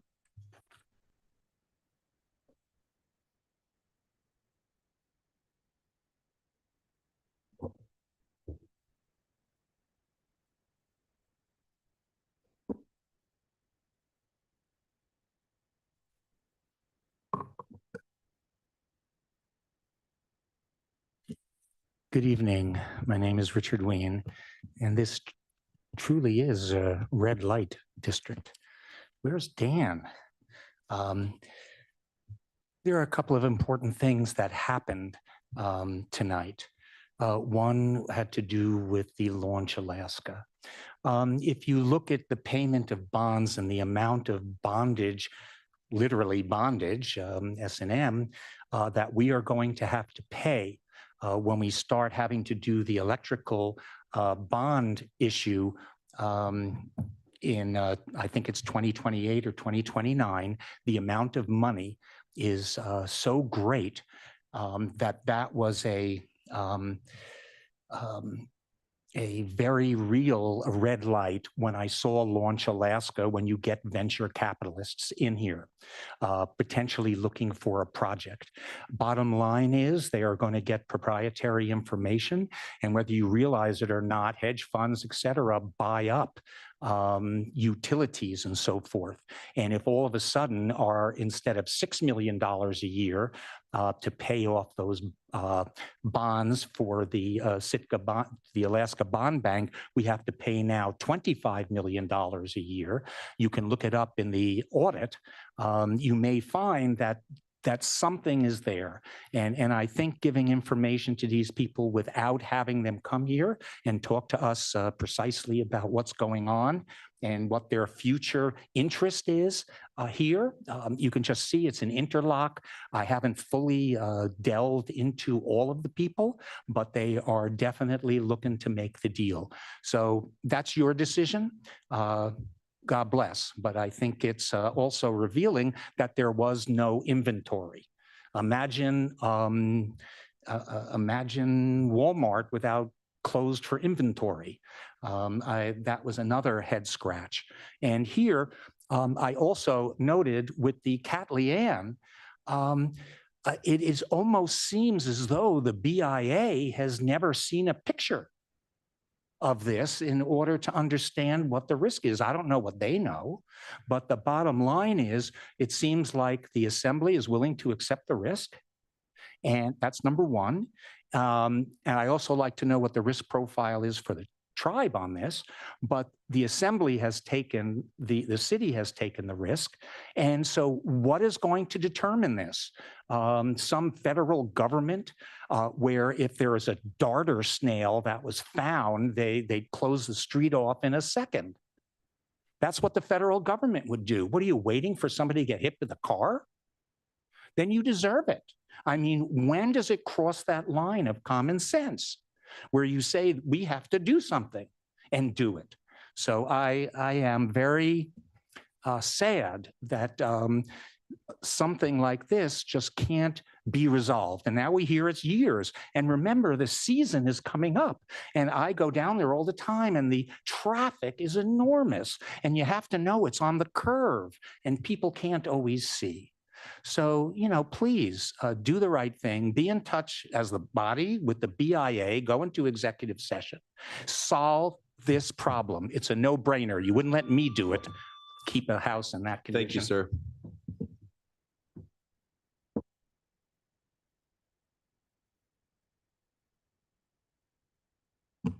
Good evening. My name is Austin Cranford. I just wanted to go back to a couple of agenda items. Specifically, a comment was made by an Assembly member on item B regarding the removal of Section G. I would be more than happy to put cameras and audio monitoring equipment on Sawmill Creek and HPR. The ATVs are not the ones that have light issues and sound issues. It's the bicycles and the trucks coming around at 2 o'clock that are waking everybody up, not the ATVs. As regarding lights, ATV has their lights on. I see trucks and cars daily that are driving around at 8 p.m. in the dark with no lights on. Regarding the fishermen's work float, I do agree with the Assembly for supporting that. According to the data that I have in front of me from 2018, vessel value of seafood landed and processed in Sitka in 2018 was $61 million. That's quite a bit of money coming into our town. The fishing industry is still a major industry, and it's probably the imperative of the city to continue to support that industry. And then some comments were made by Assembly members that it is not the Assembly's job regarding item J under additional new business items.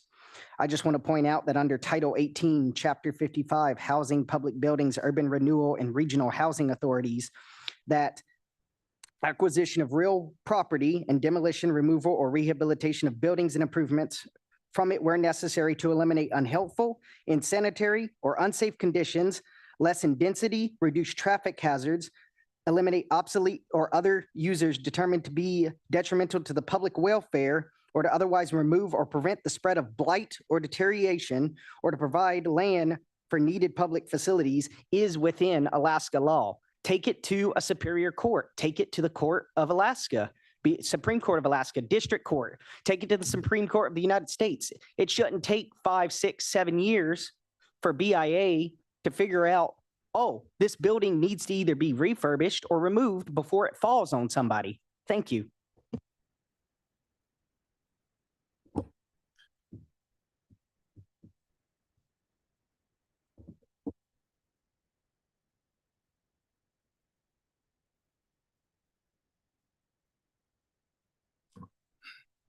Good evening, Mayor, Assembly, Mr. Hanson, especially a sincere welcome back to you. My name's Gary Cranford, and yeah, I've heard a lot of talk about the Catlin issue. You folks have a difficult item there to deal with, but there is one thing that I would like to speak about that. I have firsthand knowledge that one of those residents is in question behind those barriers. There are residents in those, and there are correspondent emails to individuals up to, and I believe to include department heads that know about those individuals residing in there. I've personally seen them myself. On the APV issue, you know, I said it before, and, you know, I think several members of the Assembly has mentioned it, that it was a work in progress. And, you know, you give them an inch, they take a mile, and they'll either hang themselves or they won't. And I think that club has done a really good job in regulating itself. Like I mentioned before, I was one of the individuals that was strictly against it. Ms. Carlson, if I'm stepping out of line, please let me know, or anyone else. But just in regards to your request on some headlights and issues and things like that concerning APVs or UTVs, if you'll look under Administrative Code 13 AAC, Chapter 4, you'll find a lot of information there concerning headlights, tail lights, turn signals, that sort of stuff, which generally pertain to vehicles, which will also pertain to APVs or UTVs. All right. Thank you for your time.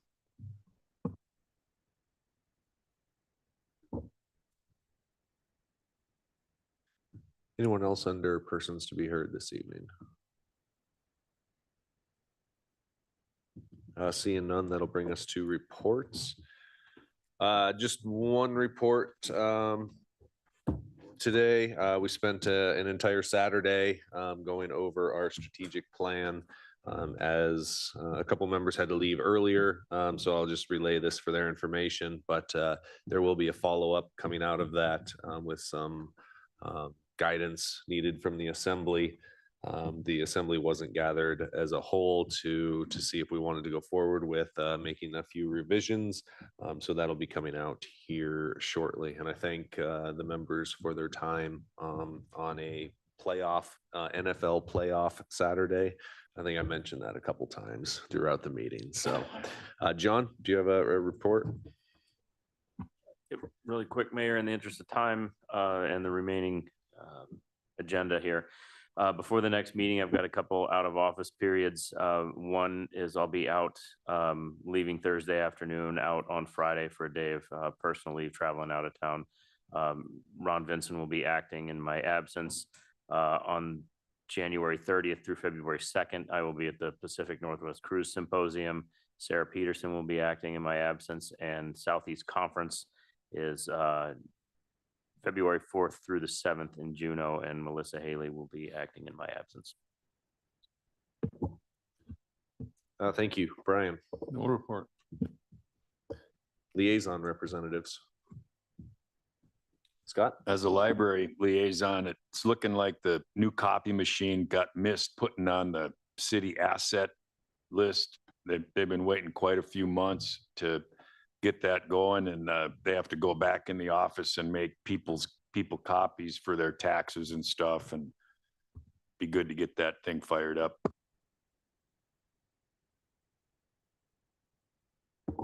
JJ?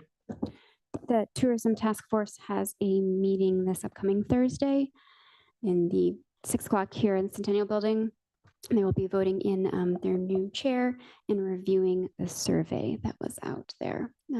They also did that traditional town hall last week where they had a bunch of participation. So thank you, Sitka, for coming out and voicing your concerns and sharing what you thought a good level of tourism is in Sitka. Chris? Just a quick harbors one, the Marine Service Center, we're finalizing the RFP and it'll be going out this month, and then expecting construction starting late 2025, early 2026. So be a good project to get shored up and dealt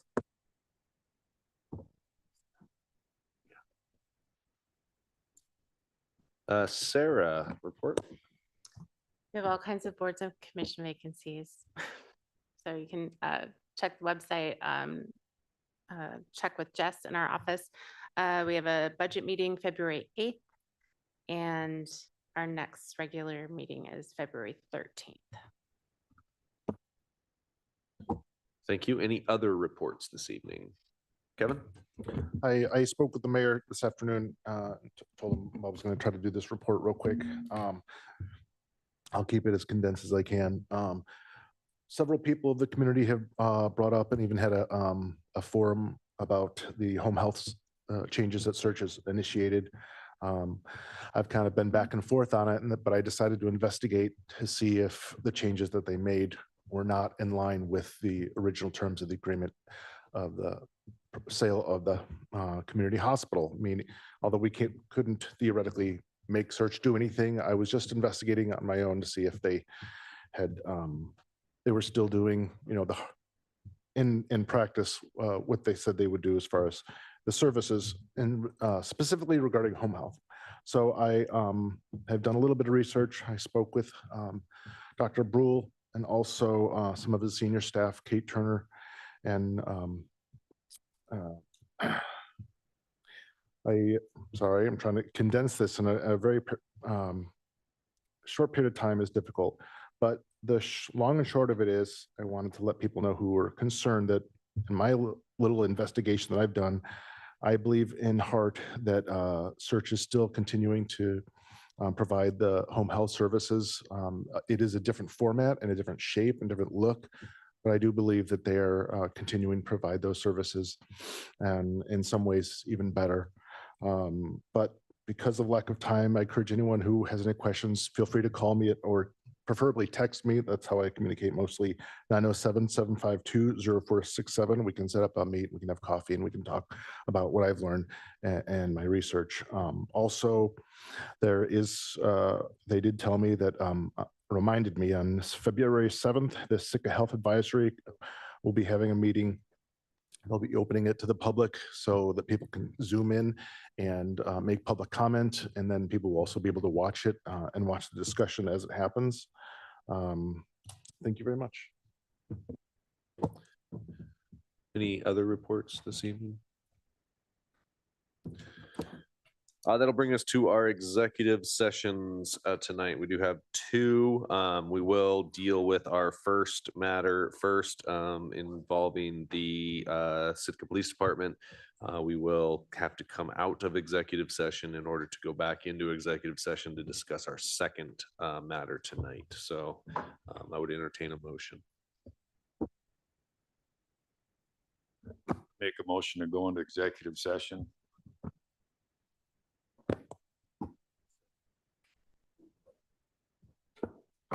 I move to go into executive session to receive a verbal report from the police chief, Robert Beatty, concerning legal matters involving operations of the Sitka Police Department affecting the municipality, and invite outside legal counsel Kimberly Garrity to participate telephonically. Second. That's been moved and seconded to go into executive session. Is there any public comment on going into executive session?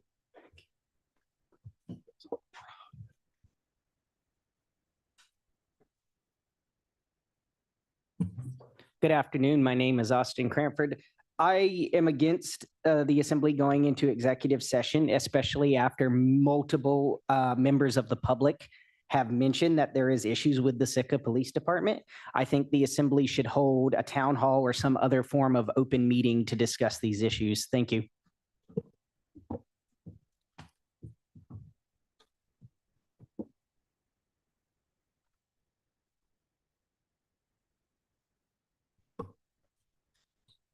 Good evening again. My name is Robert Mulder.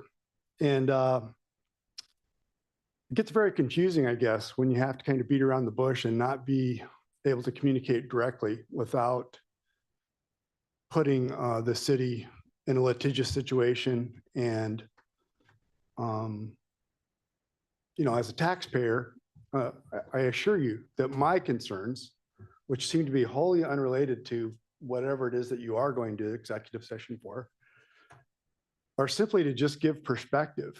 And I know that what I have to share with this body, if I have to speak publicly about these things, could expose us as taxpayers to more litigation. So that's my intent. I don't know what you're going to executive session for this evening. I think it may be wholly unrelated to my letter of December 28th. But I am available. And if you are going to be in an executive session, I know that there's multiple things. It sounds like you have to come in and out and address each issue. Entertain me. And if you find that I have not anything of value for you to hear, dismiss me. But I really don't want to have to come to consecutive assembly meetings and speak 3 minutes at a time. Because I Sir, I think want to what I make have sure to that say we're is, staying germane to entering or exiting executive session for the matter that we have on hand, not whether we're going to entertain a further executive session with yourself. I'm sorry, I was mid-sentence and I couldn't hear you. Could you please repeat what you just said? Make sure that our topics are germane on entering executive session, not whether we're going to have a further executive session with yourself down the road. Well, not knowing what your executive session is about, I have no idea. So all I'm saying is I'm available as stated in my letter of December 28th. Which is not germane and to as entering or stated this exiting evening executive that I'm session at this available for time. executive session. If you don't want to entertain me this evening, you know how to get a hold of me in the future. Thank you. Thank you. Further comment on entering executive session? Seeing none, Sarah? Right, on the motion to go into executive session, Mr. Christensen? Yes. Ms. Carlson? Yes. Mr. Celine? Yes. Mr. Pike? Yes. Mr. Yestad? Yes. Mr. Mosher? Yes. And Mayor Eisenbais. Yes. We'll be meeting in room 4.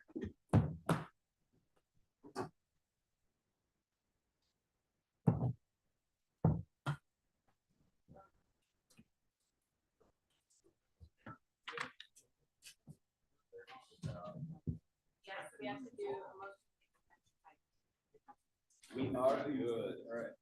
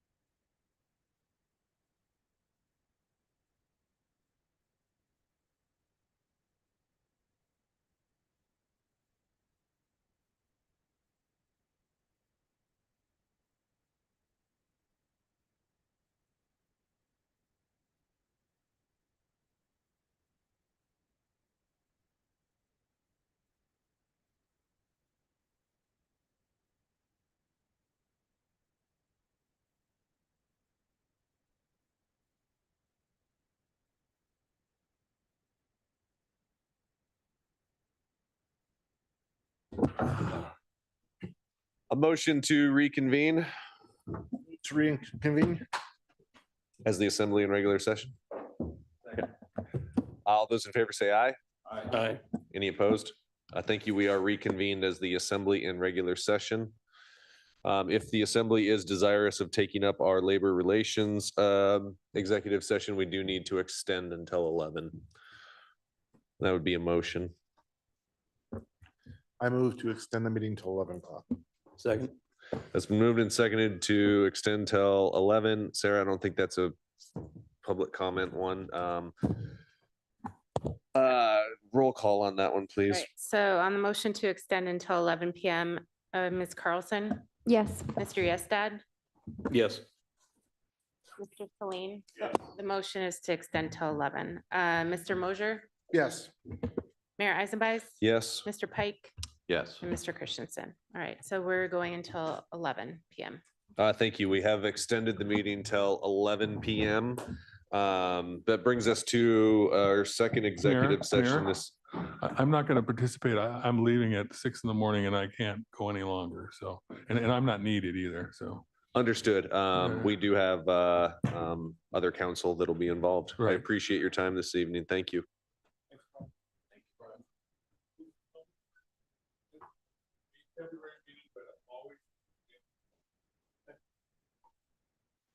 Brings us to our second executive session this evening, a labor relations issue.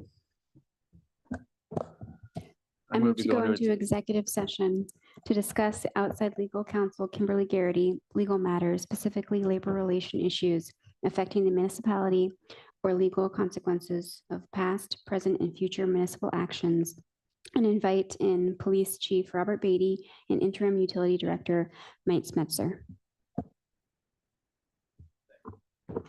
It's been moved and seconded to go into executive session to discuss a labor relations matter. Is there any public comment on going into executive session? Seeing none.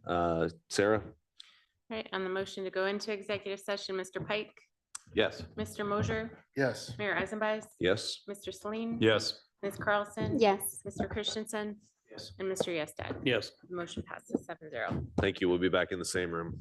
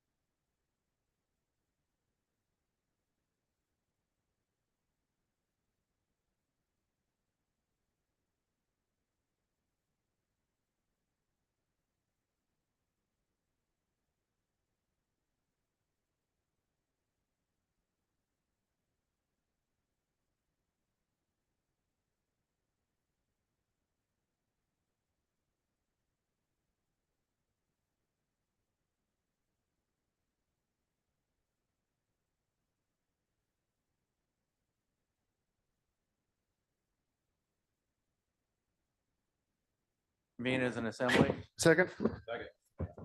All those in favor say aye. Aye. Any opposed? We are reconvened as the assembly in regular session. Second? All those in favor say aye. Aye. We are adjourned.